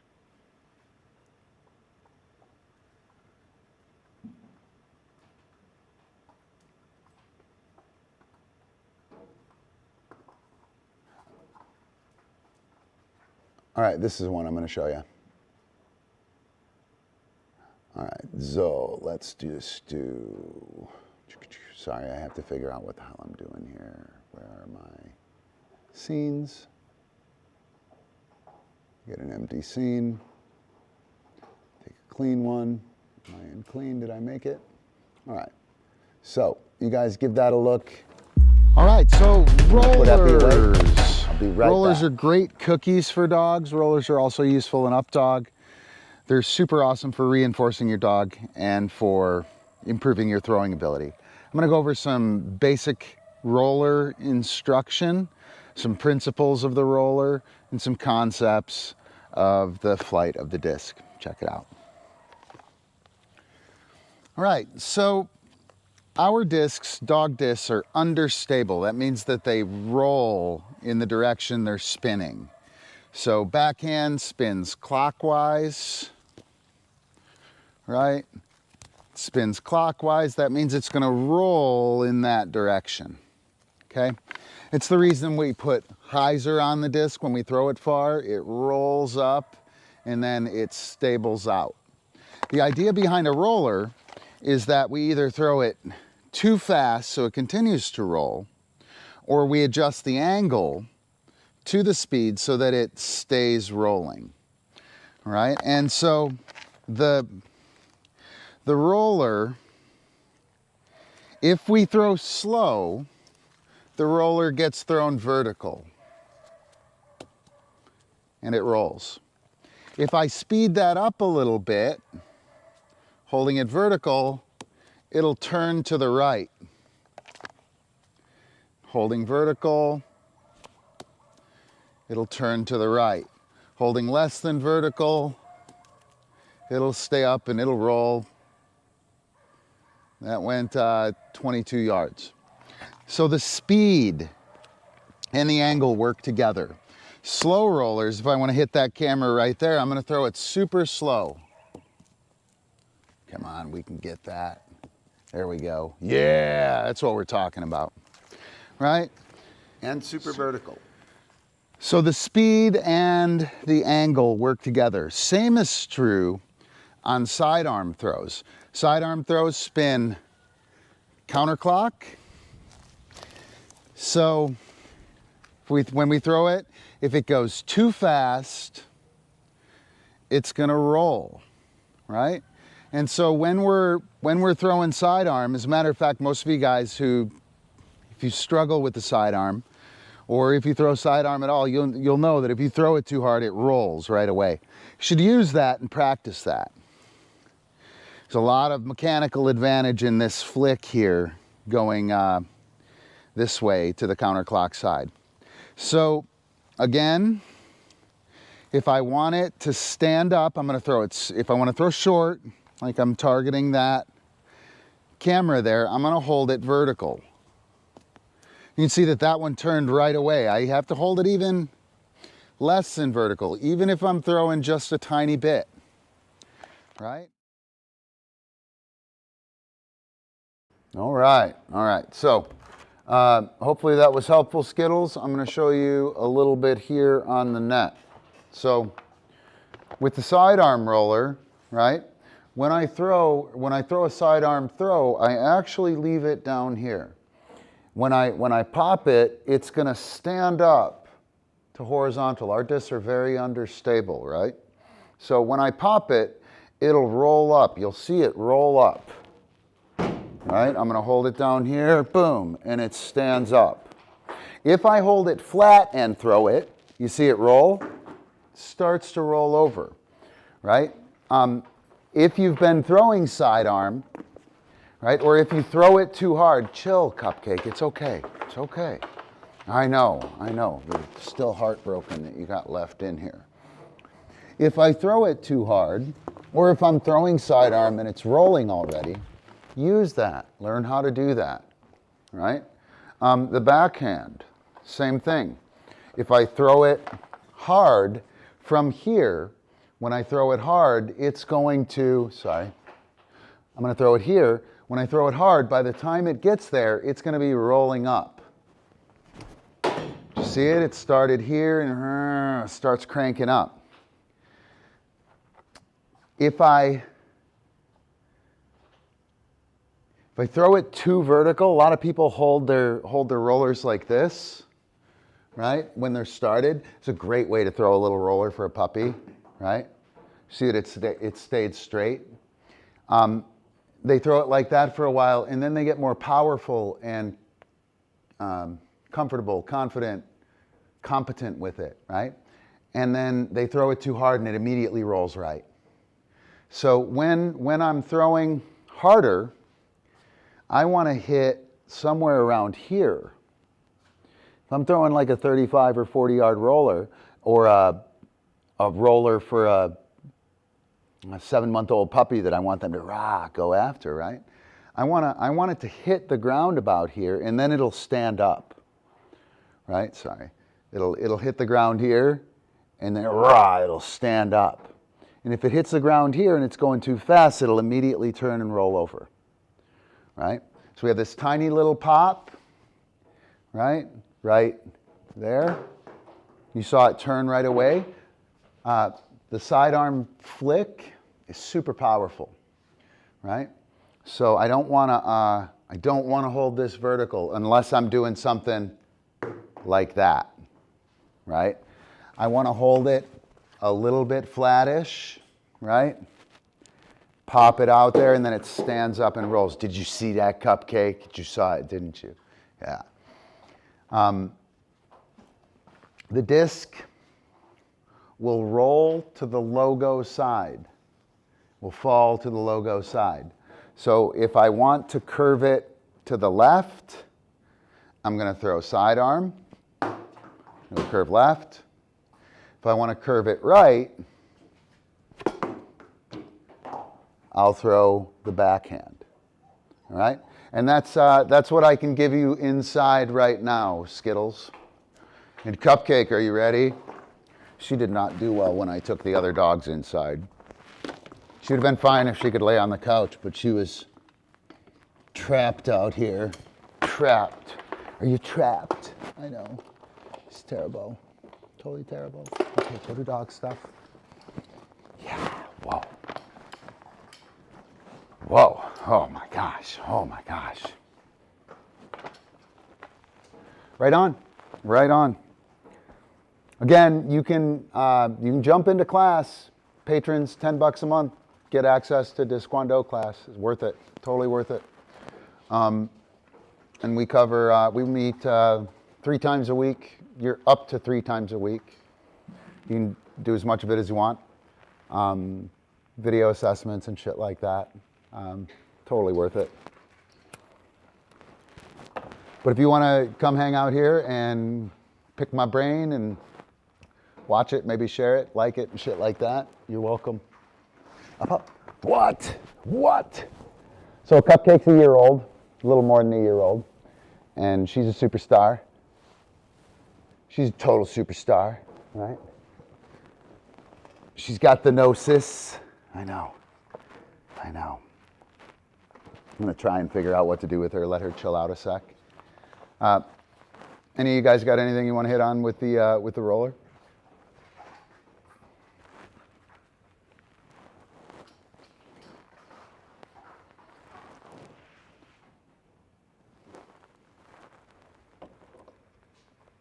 Yeah, she's super sweet. She is super sweet. She's very fired up. And she knows many things. She knows many, many things.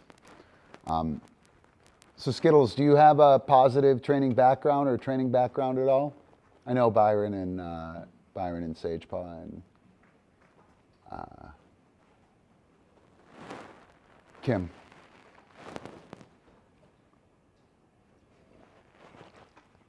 Positive marker, super important. I'm getting ready to do some funky shit with Cupcake here, and I just wanted to know if I need to watch myself or okay, you use a positive marker then on a reward schedule and that stuff, or are you just you're just playing with the parrots, doing a good job of interacting and making it fun for them?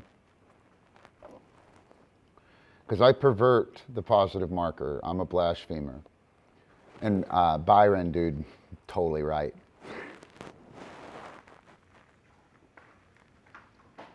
Yep. Yeah, so one of the things that I'm really big on right now, and I have been the whole time, I just didn't have any way to articulate it, is so I use reward prediction error, which is I use a marker, no cookie sometimes, and I use a lot of non-discrete cookies. And what happens is my dogs start to understand that next is the cookie, right? And next is the cookie is my shtick. And the traditionally trained positive trainers, like the real good clicker trainers and trick trainers, right? Like, dude, I'm a fucking blasphemer, man. I break the rules, I'm a heretic. And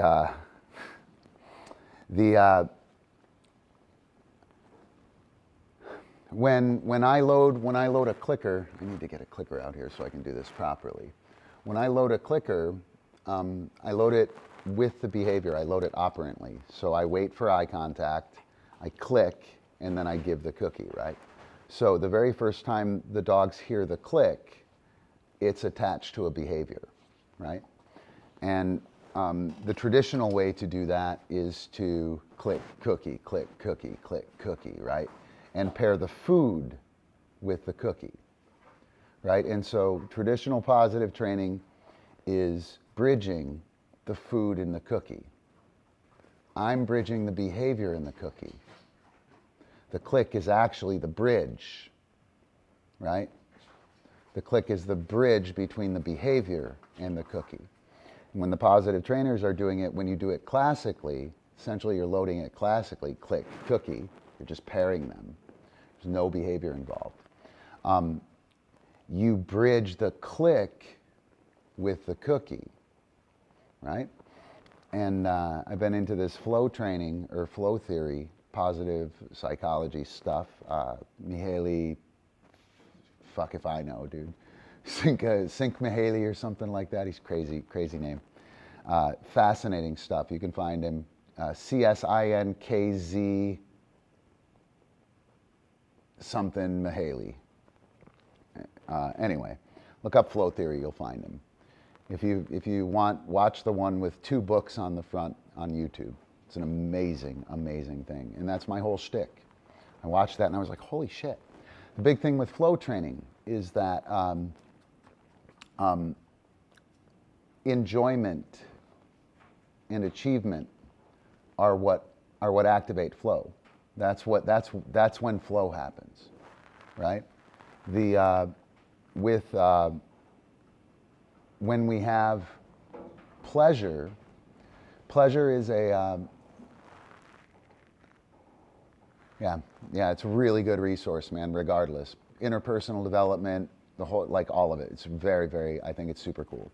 It gets a little new agey, right? It can feel a little new agey, and a bunch of new agey people have kind of glommed onto it and taken it, and I think they've made it a little kooky.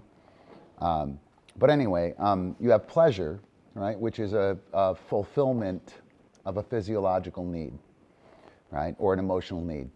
And then you have enjoyment, which may or may not traffic in physiological or emotional affect, right, may or may not, but it alters your consciousness. So one of the things I've been talking about is kind of silly, maybe a little risque.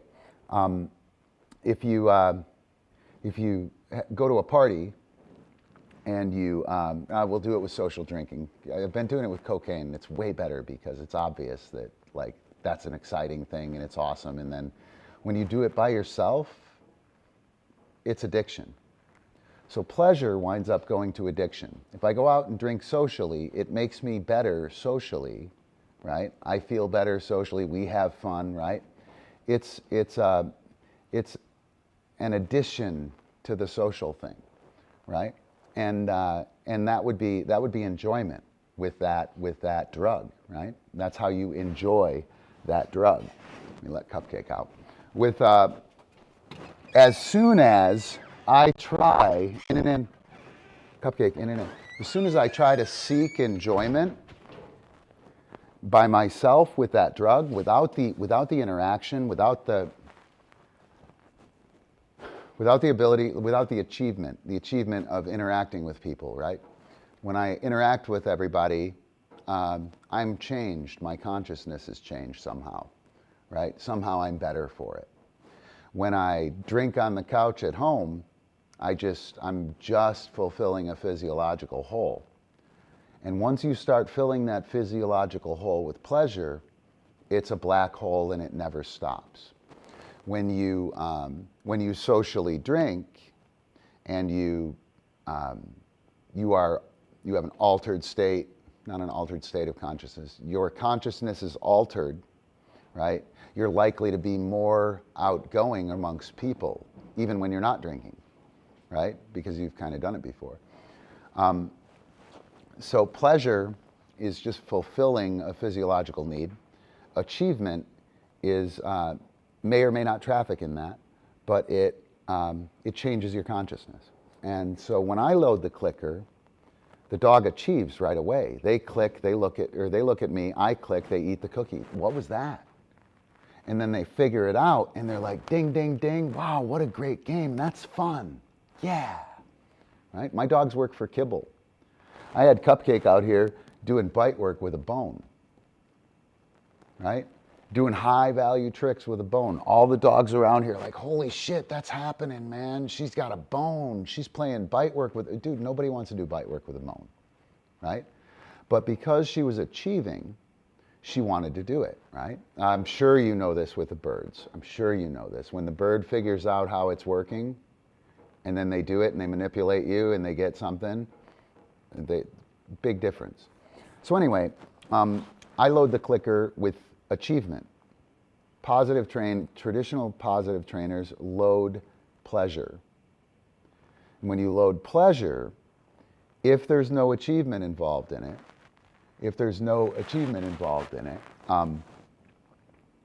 you have to get higher value food. You have to. Dog won't do it for that shit anymore, right? They build a tolerance to the pleasure acquisition, right? But the enjoyment acquisition, they're not doing it for the cookie, right? And the cookie is important, you know, the discrete cookie. It's important, and I use high value food, right? I use high value food. Come on in, Cupcake. So I use high value food at times, right? But very rarely will I get going and go, oh shit, I gotta go get something better, right? Because I'm trafficking in the achievement. And anyway, yeah, so I'm gonna do some weird shit according to positive trainers. And super stoked about that though. It's a big thing and it's a big part of my shtick, right? Let me check my notes so I can say something cool and not try and figure out how to say it. It's pretty new stuff for me, by the way. Let me see. Yeah, pleasure the black hole. My dog takes cookies. Achievement is a shining star. My dog makes cookies. Right? The black hole takes cookies. My dog makes cookies, dude. And she knows it. She knows she makes the cookies. And the clicker dogs do too. But that's like if the handler does it well, right? That's not methodological. That is how it's done. That's the practical expression of the methodology. Only after the handler does it really well for a while does the dog get that sense of achievement, right? And only if the behavior chain and all that stuff is laying out as an achievement thing. Let me see. So watering down the cookies, using lower value cookies, increases the enjoyment, right? Think of alcohol, right? I get more cookies, I can drink more, I can do the social thing more and be more functional and feel better and be higher performing, right? Than if I were drinking shots. You only got like 10 shots in you, man. And then you're no good for the achievement, right? You're no good for the achievement after that. The other thing I'd like to mention, I'm going to do this, cupcake training is a dialogue, right? There's a dialogue that happens. So one of the problems that we have with these guys is she winds up knowing what's going to happen. And the situation sets up and the dog flies out and does the situation, right? And she's doing that a lot. She's got all these skills and this knowledge and she's like, yeah, this is going to be amazing. And I set up the pedestal and she's like, oh gosh, yeah, pedestal, holy shit, that's amazing. And she does the pedestal. And what happens is the handler allows it to happen and then the handler is affirming the pedestal. There's that black hole. If I'm just affirming the pedestal, I'm going to need to fill it with more and more value. I'm going to have to use more and more reinforcement to hold that behavior, right? If the handler is running it and the dog is achieving what's being put in front of them, then I can water down the drinks and the dog just gets better, right? So I'm going to kind of monkey around with that. I'm going to set up, I have a pedestal out here. I'm also going to set up a little perch board and I'm going to interact between them, right? I'm going to kind of switch between them and I'm going to set up a situation where I'm going to put these out and she's going to do this and she could do that. And then she's going to stop and go, what happened, right? And I'm going to mark that. And then I'm going to tell her what to do. And she's going to do it. And then I'm going to mark that. And I'm going to pay her, right? And so that moment of her going, what is that, right? It's a philosophical word for that, aporia. It means speechless or at a loss. I don't know what to answer. I don't know how to answer this, right? And in philosophy, in Platonic philosophy, that's an important, or that can be an important thing for understanding. And I've been doing that for like 20 years, right? And I didn't know what it was called. And I didn't know how to do it all the time, right? So she's going to do that, and then she's going to see that doesn't work, and then she's going to run over there and do that. She'll probably try and get the bone. She's going to be all over the place, right? And she's going to do the thing, right? Go to dog stuff. That's dismissal. That means I'm off limits, right? And I'm going to just kind of let her go. You can't see her on that pedestal, can you? Or on that perch, sorry. She's over there on the perch, right? She's sure of it. It didn't work. So I'm going to walk over here.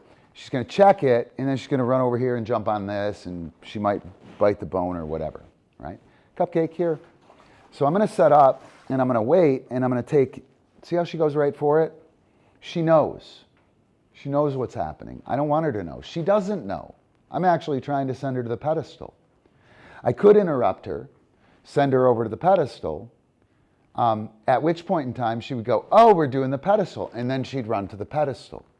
I don't want to affirm this behavior anymore, right? I don't want to affirm that behavior anymore. I'm going to pull her off. I'm going to wait for eye contact. Yes. Up. Yes. Good girl. The cookie for the eye contact was the cue. Yes.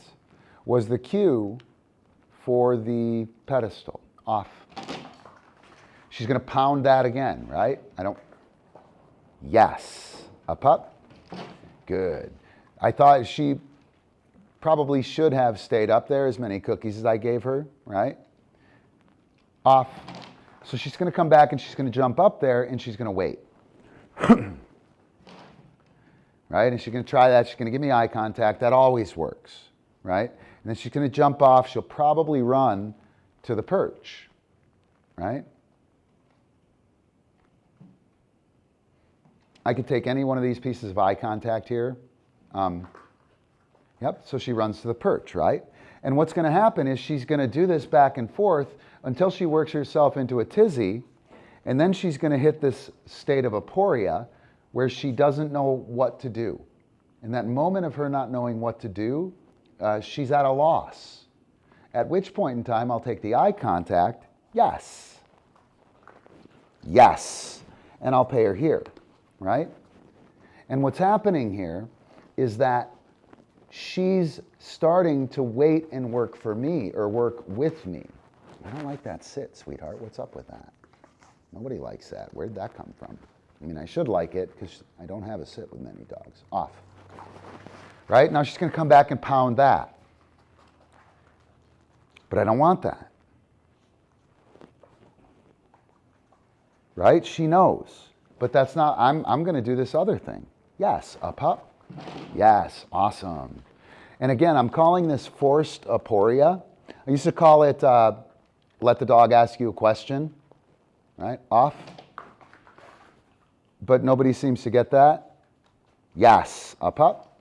So she's going to come in and she's going to address me because she can't answer the question until I ask it. Off. Yes.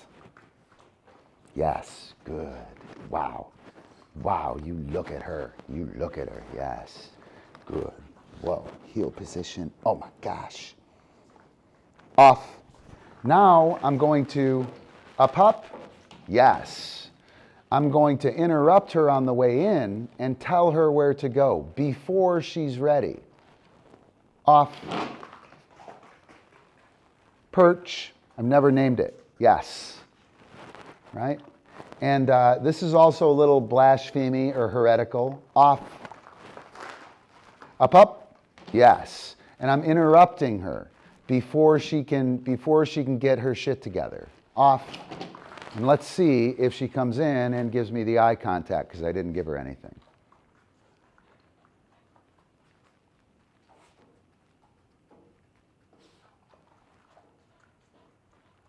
Yes, awesome, great work. Go to dog stuff. Whoa, that dog. All right. Yeah, happens, man. Happens. I don't know why. Sorry.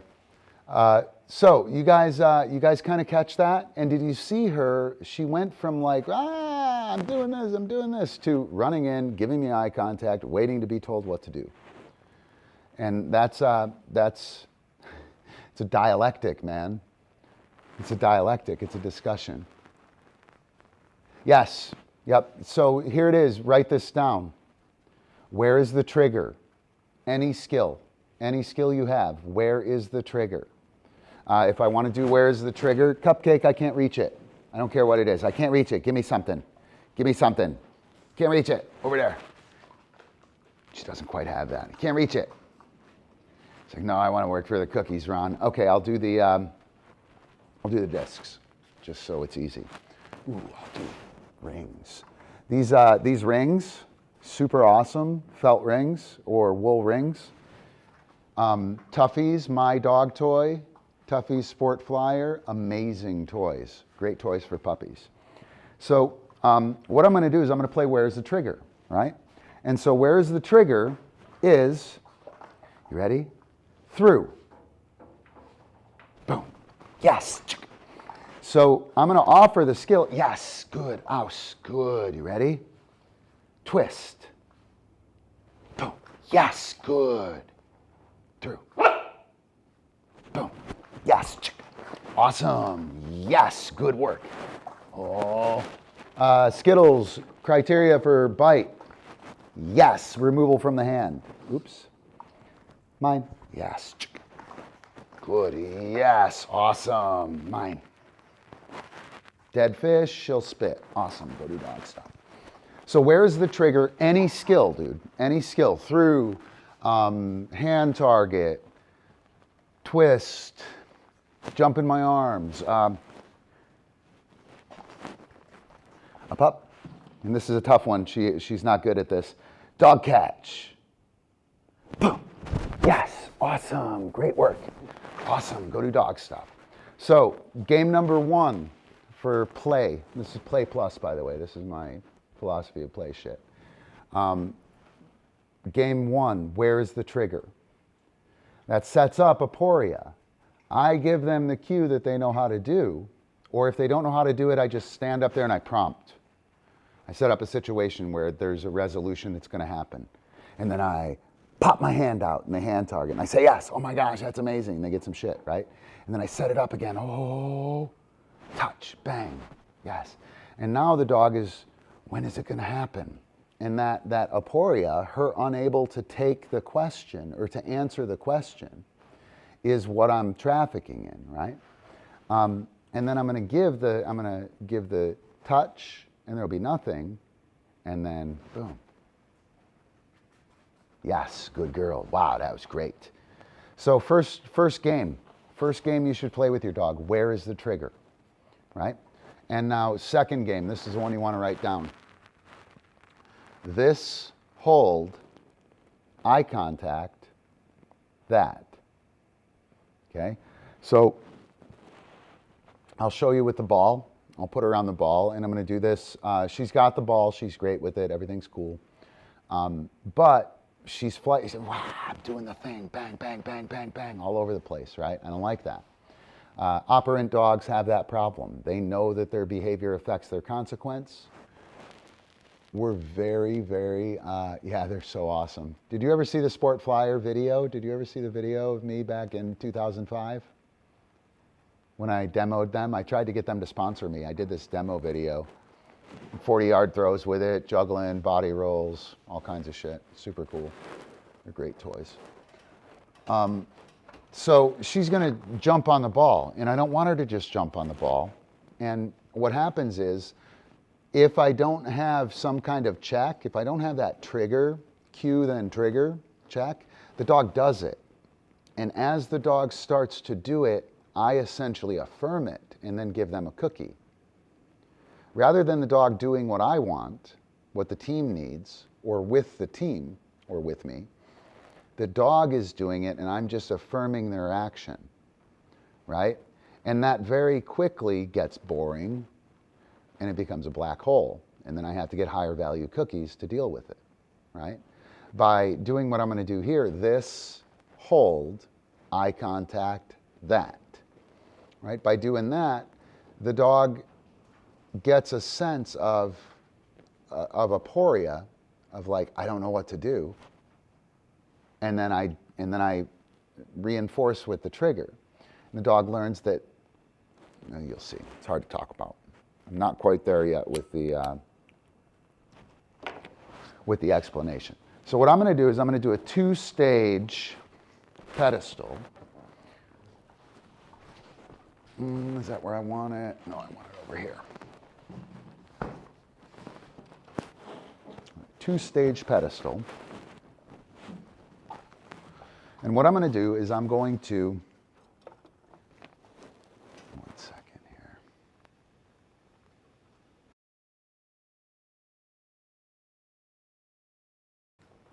What I'm going to do is I'm going to ask her up on the pedestal. I'm going to mark with my weight cue, okay? And I'm going to mark with my weight cue, and she's going to stop. She's going to give me eye contact. I'll mark the eye contact. I'll pay her on the ball, okay? And I'm going to demonstrate this with the weight cue. Her front feet will hit the pedestal. I'll mark.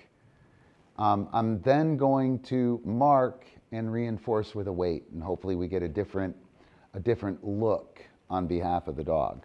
Let me get the other camera here too.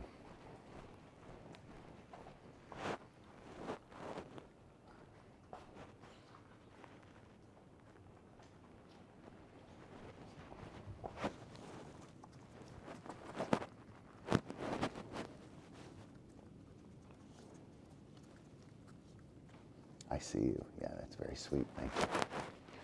All right. So, and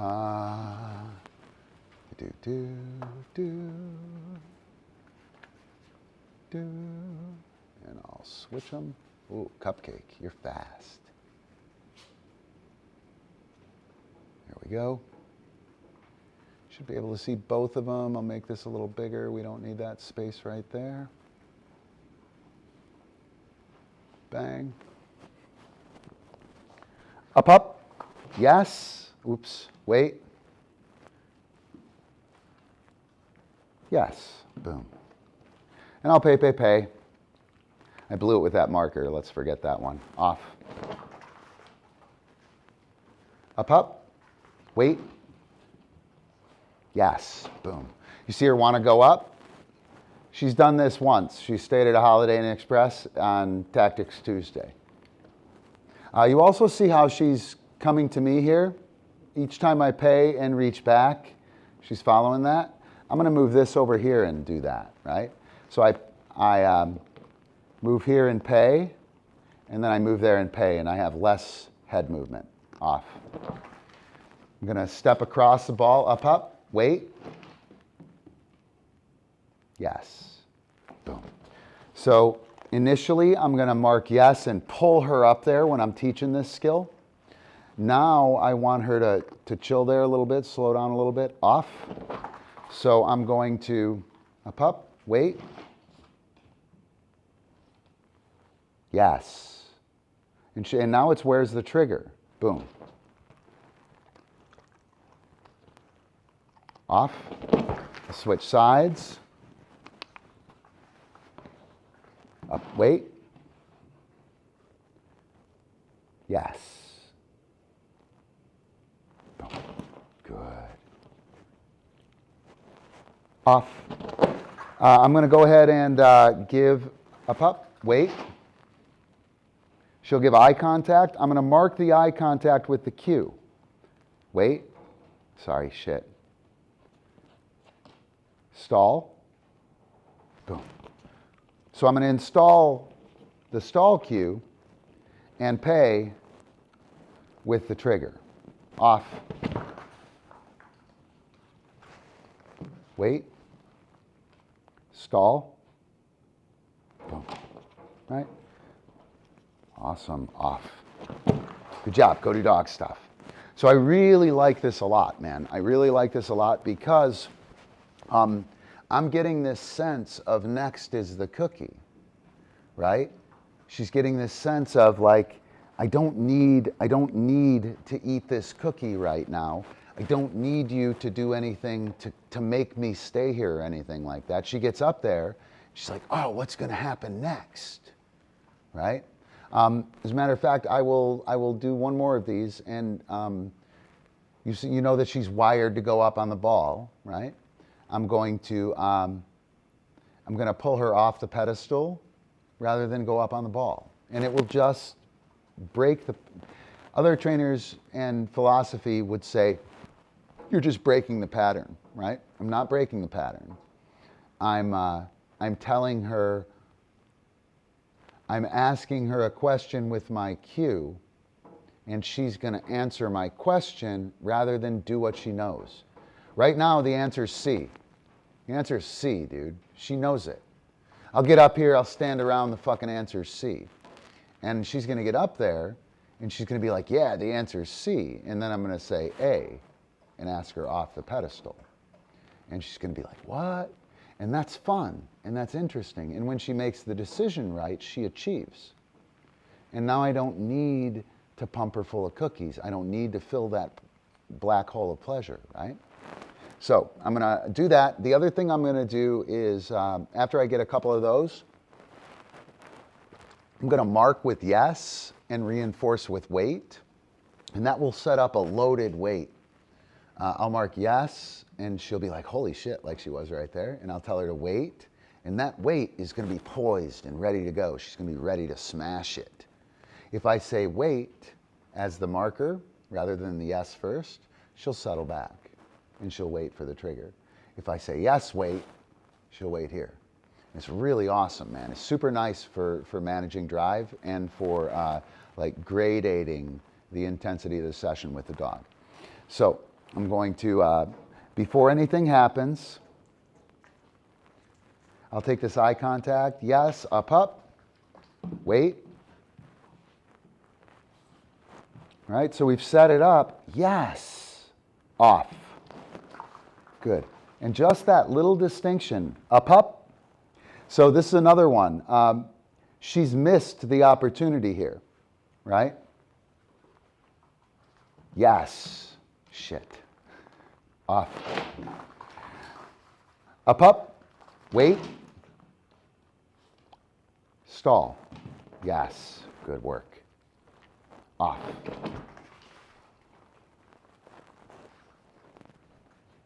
Up. Wait. Off.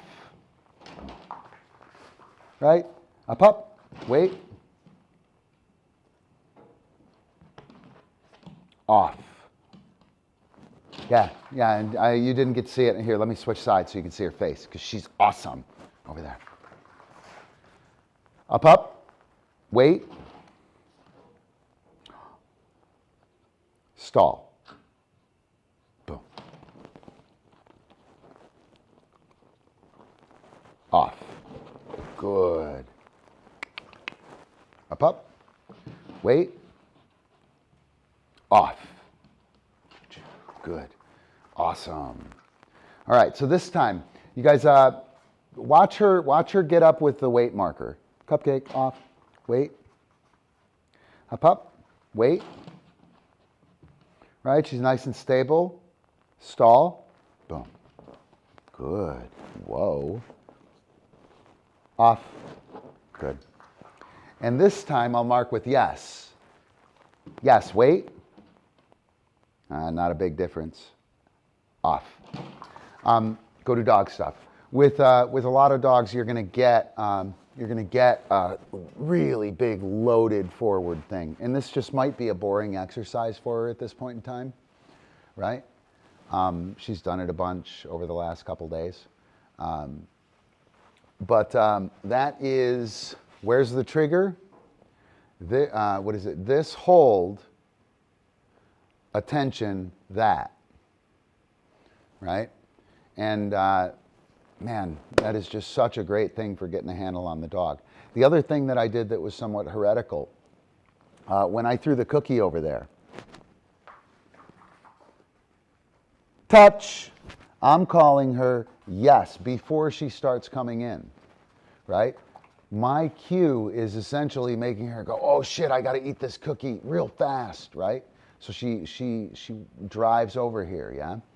And that's against the rules. The dog has to be looking at me to give me a verbal cue, or for me to give a verbal cue. Touch, boom. So you can see, yes, good girl, that I gave the cue. She's touching me right now, and she's a puppy, and she's been bouncing off me, and now she's like a huge athlete jumping in my face and shit. It's not okay. Typical dog trainer problems. It's against the rules in a lot of places to ask the dog to give your verbal cue before the dog is ready. And if that's the case, then the dog always has a veto over when we're ready. And what happens is, if I wait for her to come running in and she knows what's happening, she knows this is a hand target, right? Touch. Yes, I just affirmed her decision, right? I affirmed it. She was coming in for the hand target anyway. Oh, he told me that was right. Sweet. And that sets up that answer dog, the dog who knows the answer before you even finish asking it, right? And that's going to give me problems when I go to do something slightly different, or when I have a hot behavior, or when I have a choice between two behaviors, right? That's going to give me trouble. So when the dog is out there, I'm going to give the cue before they're ready. Touch. Yes. And now she's affirming my cue. She's affirming my cue. She's responding to my question. When I wait for her, touch. Yes. I just told her that action, yeah, you know, that you're getting ready to fill in the letter C. You're totally right. You're totally right.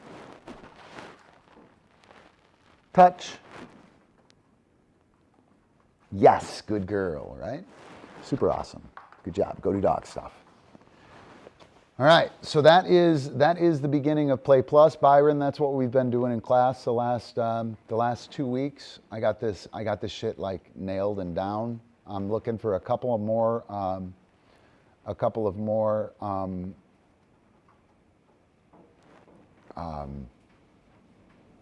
like examples of it. First thing, where's the trigger? Second thing, this hold, attention that. And you wind up with a dog that waits for you and works with you and is in it to solve problems rather than tell you what the answers are before you even asked. What do you guys think of that? I think it's fucking sweet. I'm super stoked about it. Super stoked about it. Let's see, what else do I got here? I might, yeah, it's 11, now we got another half hour before I'm,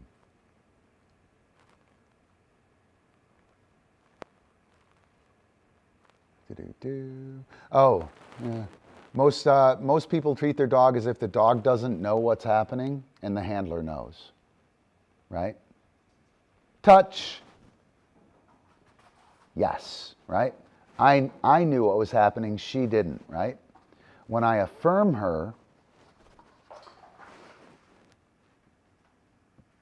touch, yes. I think I know what's happening. I'm going to tell her touch. She was already coming to touch, dude. Right? She essentially offered a safe to fail probe of running towards me. I'm going to touch. And then I said, oh, that's totally right. You were right, sweetheart. Yeah, you got it. I was wrong. You know what I'm saying? So, touch before she's coming. Yes, she's affirming my cue. I actually do know what's happening.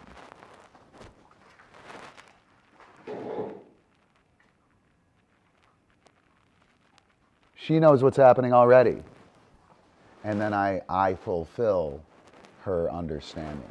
And it's funny because the dog knows what's happening. If your dog is running around doing shit, they know what's happening, dude. You're the one that doesn't know.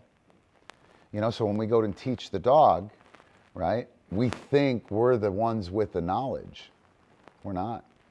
Unless we set up forced aporia and prove to the dog that we have the knowledge and that they have to wait for us to either request the answer or to deliver the knowledge to them.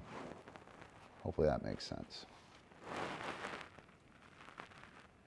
All right, and that's as far as I'm going with that right now. I got a bunch of other notes, and I don't want to completely give up the whole thing in one stream, right? Cupcake, you ready? Dog catch. Boom. Oh yeah, good work. Good work. All right. Good job. Very, very good. Very, very good. right, you guys got anything else you want to hit on? Any throwing stuff? Do you have any discs? Skittles? Skittle puppy? Oh, yeah. Mm-hmm. Whoa. Off. Go to dog stuff. I do need to get some better go to dog stuff. So you see how she's like, you know, she's a boss. She's running around there and she's killing all these. I'll go out. I'll try the perch. I'll try this. I'll try that. I'll do the thing. Right. I'm gonna make these opportunities, these criteria that she knows, go away. And you're going to see that she's super confused, okay? Dismissal means I'm off limits. It's supposed to mean go out and work me softly and chill. Be prepared for me to call you back or for me to tell you what to do. But I've been working with the other dogs, and Cupcake's been flying around. I've just been adding value to all these skills, right? And so I didn't notice it, but she's running around doing all this shit the whole time. And then eventually I pick something that that's good. She's been there a long time. And then she's going to the channel. But you're going to see that she winds up a little confused, right? And that confusion is happening because she doesn't have anything that she can do to make me do it, right? And we'll see her go out and watch this for a sec. I'm just off limits. And I can't see. Tilt it down. There we go. Just off limits. She can do anything she wants. She'd have to bite a child or run into the street to get my attention at this point in time.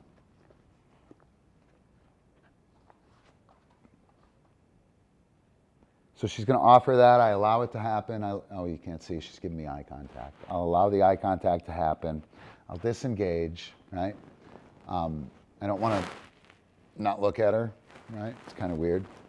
So she'll cruise around, but you're going to see that she's kind of confused, right? She's like, what am I doing? I don't know. It's an existential crisis. I can't make anything happen. It's horrible. And it's okay. They need to be okay, not having any opportunity. Proper clicker training, I don't know if this is still the case, used to be a null state like this is an aversive. And it can't be an aversive. You can't always be able to make something happen. All of us have to wait at the DMV sometime, even if you're a trust fund kid. You want your license, you got to wait at the DMV. Right? Doesn't matter, you know. Don't you know who I am? Right? And what's going to happen is she's going to get comfortable out there, and then she's going to chill.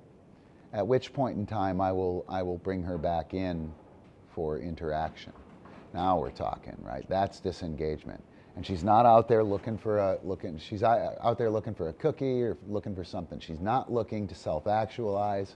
She's not looking to make anything happen.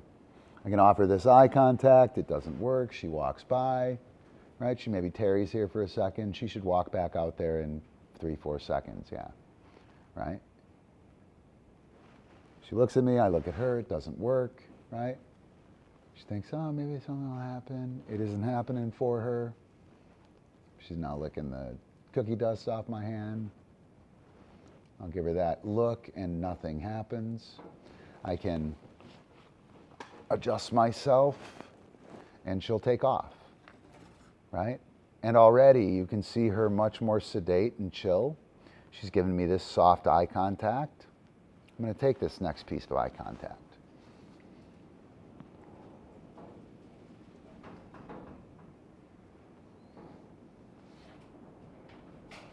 Right? If I marked that, I would have affirmed her, right? I want to get it, see? If I would have marked that, she's like, oh, I did it. I'm going to get it, That isn't it. I'm waiting for her to be out there when she's not got the expectation, right? She turns around, she's pegged on me. It's going to happen, I know it. And I want to capture it when she doesn't think it's going to happen. Yes, good girl. Wow, that was great. Look at you. Holy cow. Awesome. That was me paying with a cookie, right? I can also go to dog stuff. I'm going to dismiss. We'll do the same thing. Dismissal is repeated engagement. So she looks like she's plenty engaged, right? Looks like I have a handle on engagement with her, right? I can't turn it off. I don't have a handle on engagement. I don't have engagement if I can't turn it off. And I need to be able to turn it off. She needs to be able to turn it off. So I paid her with a cookie and she came back and hooked up with me. This time I'm going to pay her with action, or I'll pay her with action this time. No, I'm going to pay her with work. So her attention is going to get me to get up and do something, right? I could mark that. That's nice, right? I look there. She doesn't have any response. Can't even see her tail wag, right? She's like, he's just going to look at me. So this next one, I'll look over, and I'm going to mark YES. And when I do so, I'm going to jump up and go work. And now her softly looking at me, there's no expectation there, right? Yes, oh my gosh, look at you, holy cow, you ready? Touch, bang, yes, good girl. Ready, touch, yeah, good, you ready? Through, boom, yes, awesome, go to dog stuff. So now her attention made me work, right? Her attention made me work. I'll get that in a sec, Skittles. Her attention made me work. That's another cookie that I have. That really gives me control over engagement, right? When I dismiss, I'm dismissing so I can shape engagement, so I can get a handle on engagement. If the dog is always on, I don't own engagement. I'm affirming the dog's engagement. It's very hard to get that dog to chill out and not do anything, right? So I'll take this eye contact. Yes, touch. Yes, awesome. And that's rewarding with action, right? So rewarding with action is to take the thing that I was going to do anyway, put it in the cookie slot. Antecedent behavior, or antecedent marker cookie. Or I'm sorry, antecedent behavior cookie, right? I marked that. Yes, I reinforced yes with the target behavior. And that's rewarding with action. Super cool. Go do dog stuff. All right, discs. What kind of dog do you have?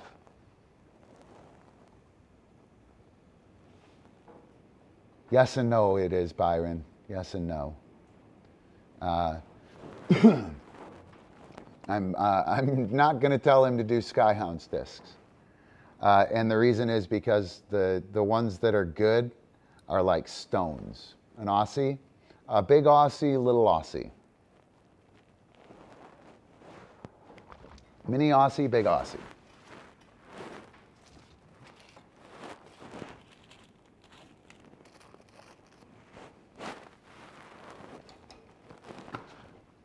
I'm going to suggest Heroes, Byron. I'm sponsored by Hero, full disclosure. That isn't why I'm going to standard. Okay. So you can get, how old is the puppy right now?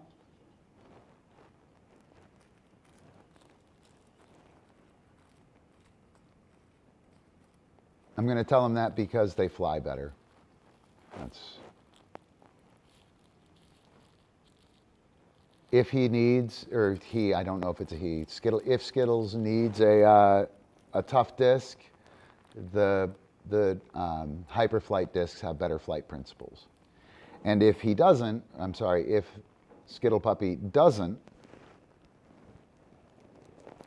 oh, exciting, exciting. So get some,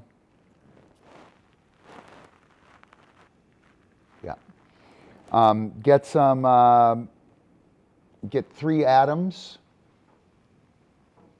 If you want them to last forever, they're Atom 185s. You can write this down. Hero Disc USA. Hang on. Sponsored down at the bottom, written like that. So you have Hero Disc USA, right? She. Awesome. HeroDiscUSA.com. And then you want the Atom 185. That will not last forever. That won't be the disc you'll play with her when, or with the dog when the dog is old, right? Be too small for standard Aussie, but it'll be a good puppy disc. If you want to keep them forever, right? If you want to keep them forever and have them around and have them available, etc., get the Super or the I think it's Super Atom, right? Isn't that right? They have Super Atoms, right? Pretty sure, yeah. And then the disc that you're going to use with the dog is going to depend on your dog's bite intensity, right? And also your outlook on the environment, right? The Super 235s. So the Hero Disc 235 is the big disc. It's got the best flight principles for freestyle. It's got great flight principles for toss and fetch as well, general play.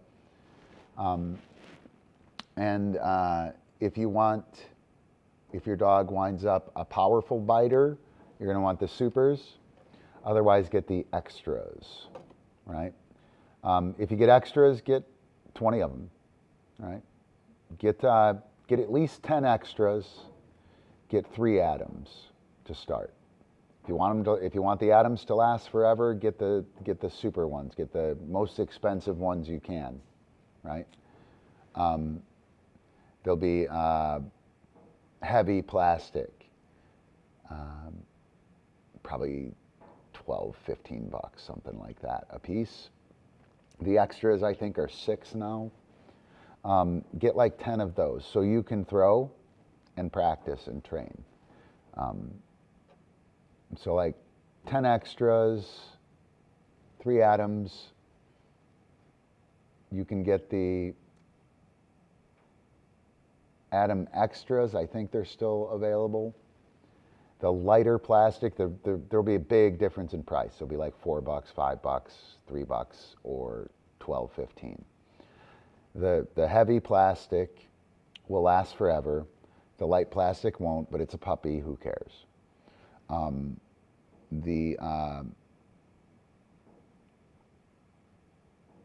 The Super 235s, either the Stars, the Swirls, or the Superhero, they're pretty heavy.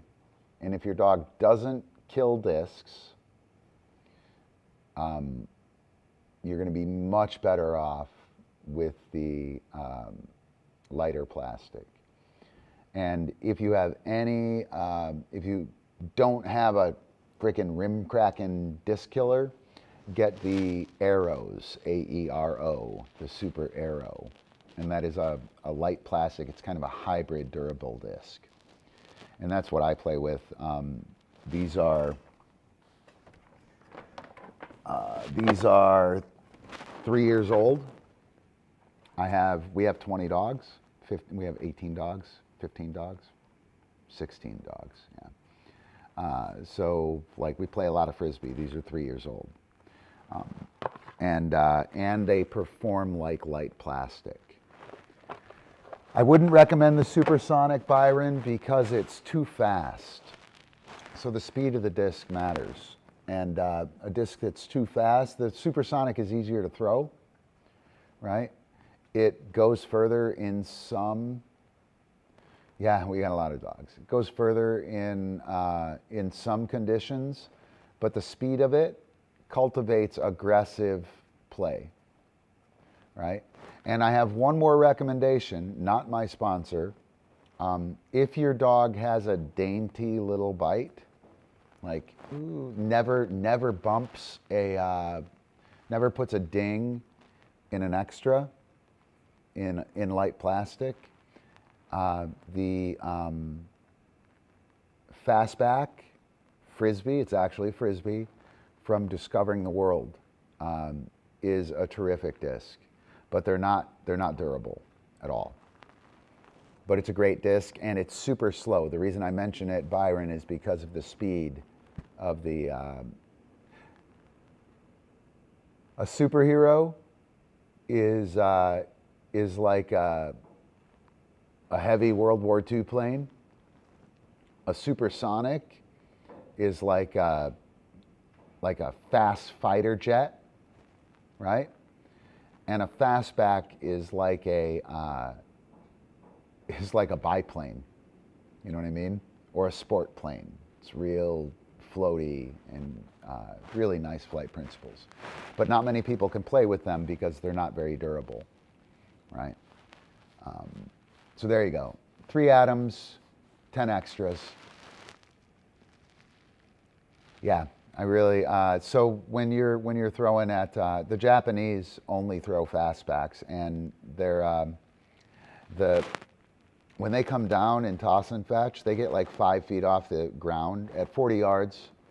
Skittle, the fastbacks are coming down, and they'll be like dropping, and they'll get like 5 feet off the ground, so it'll be, and then it'll fall. In that moment of wah, that weightless moment, the dogs are really, it's really nice for the leaping, and the speed of them is super slow. So, but not everybody can play with those. 3 atoms, 10 extras. Decide after that. Or hit me up or hit somebody up who knows. And Byron was completely right. Where are you at, by the way?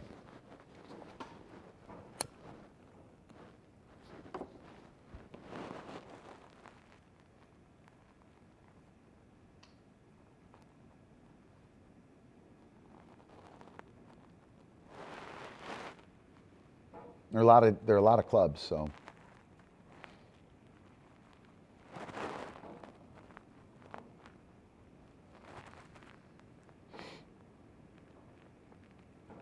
Yep, not where you're at. You can go down to Vacaville.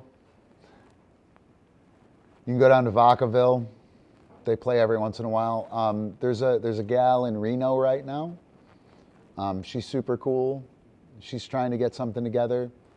But NorCal, that whole corridor, man, north of LA, not much going on. Steve Tier is outside of San Francisco, and they have a club, but they're not super active. You would think that place is just the hotbed of Frisbee, and it's not. Like if you play disc golf, there's not much disc golf there either. It's really wild. Just general culture would say that there's all kinds of Frisbee out there, and there's not. But yeah, check that out. And come back and hang out, man. Guys, I'm going to take off. I'm going to get out of here. No, Robin. I'll just use her first name. I don't want to dox her. She's one of my students. She's making the trek across the Sierras to. Hey, what's up, George? I'll hang out for a while. If you. Nope, I don't have to leave. If you're here, I'm hanging out. Yeah, I don't want to dox her. She's in Reno. She's new. She's a longtime dog trainer. Right, longtime dog trainer, and she's a good little trainer. Super put together lady. Right. She's trying to get something together. She's connected with some of the dog training clubs, the obedience clubs, and some agility people. So there might be something happen in Reno area in the near future.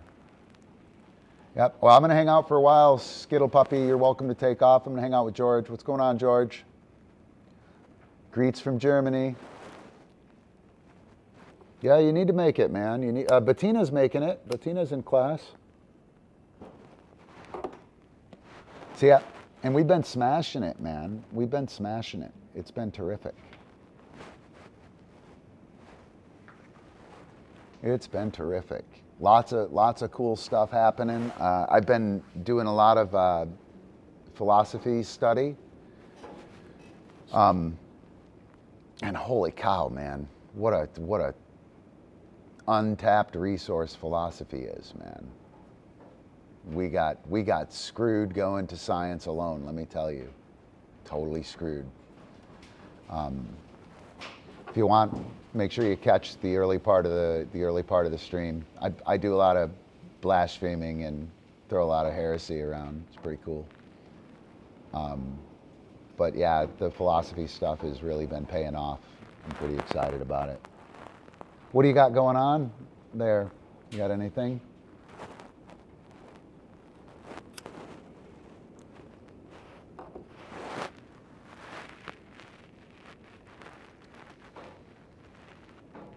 Oh, that's okay. That's cool. Yep. Yeah, come to class and I'll bag on Hegel. I'll bag on him. Super cool stuff, but you know, the real magic is in the deconstruction of it, not the beautiful knowledge, right? Not the beautiful knowledge. All right, I'll see ya. And Byron, I'm going to take off. I'll play us out with meme roll number 4. We'll see you guys soon. Thanks a bunch for hanging out, Byron. Skittles, if you're still there. George, make it to class sometime. Hook up here. Try and get some people in class, man. I am smashing it with really good stuff. People are really taking off, and I need more test subjects, you know what I mean? I need more people to interact with so I can flesh this stuff out. Super, super cool. So play us out with meme roll number 4, and we'll see you guys Freestyle Friday tomorrow. See ya.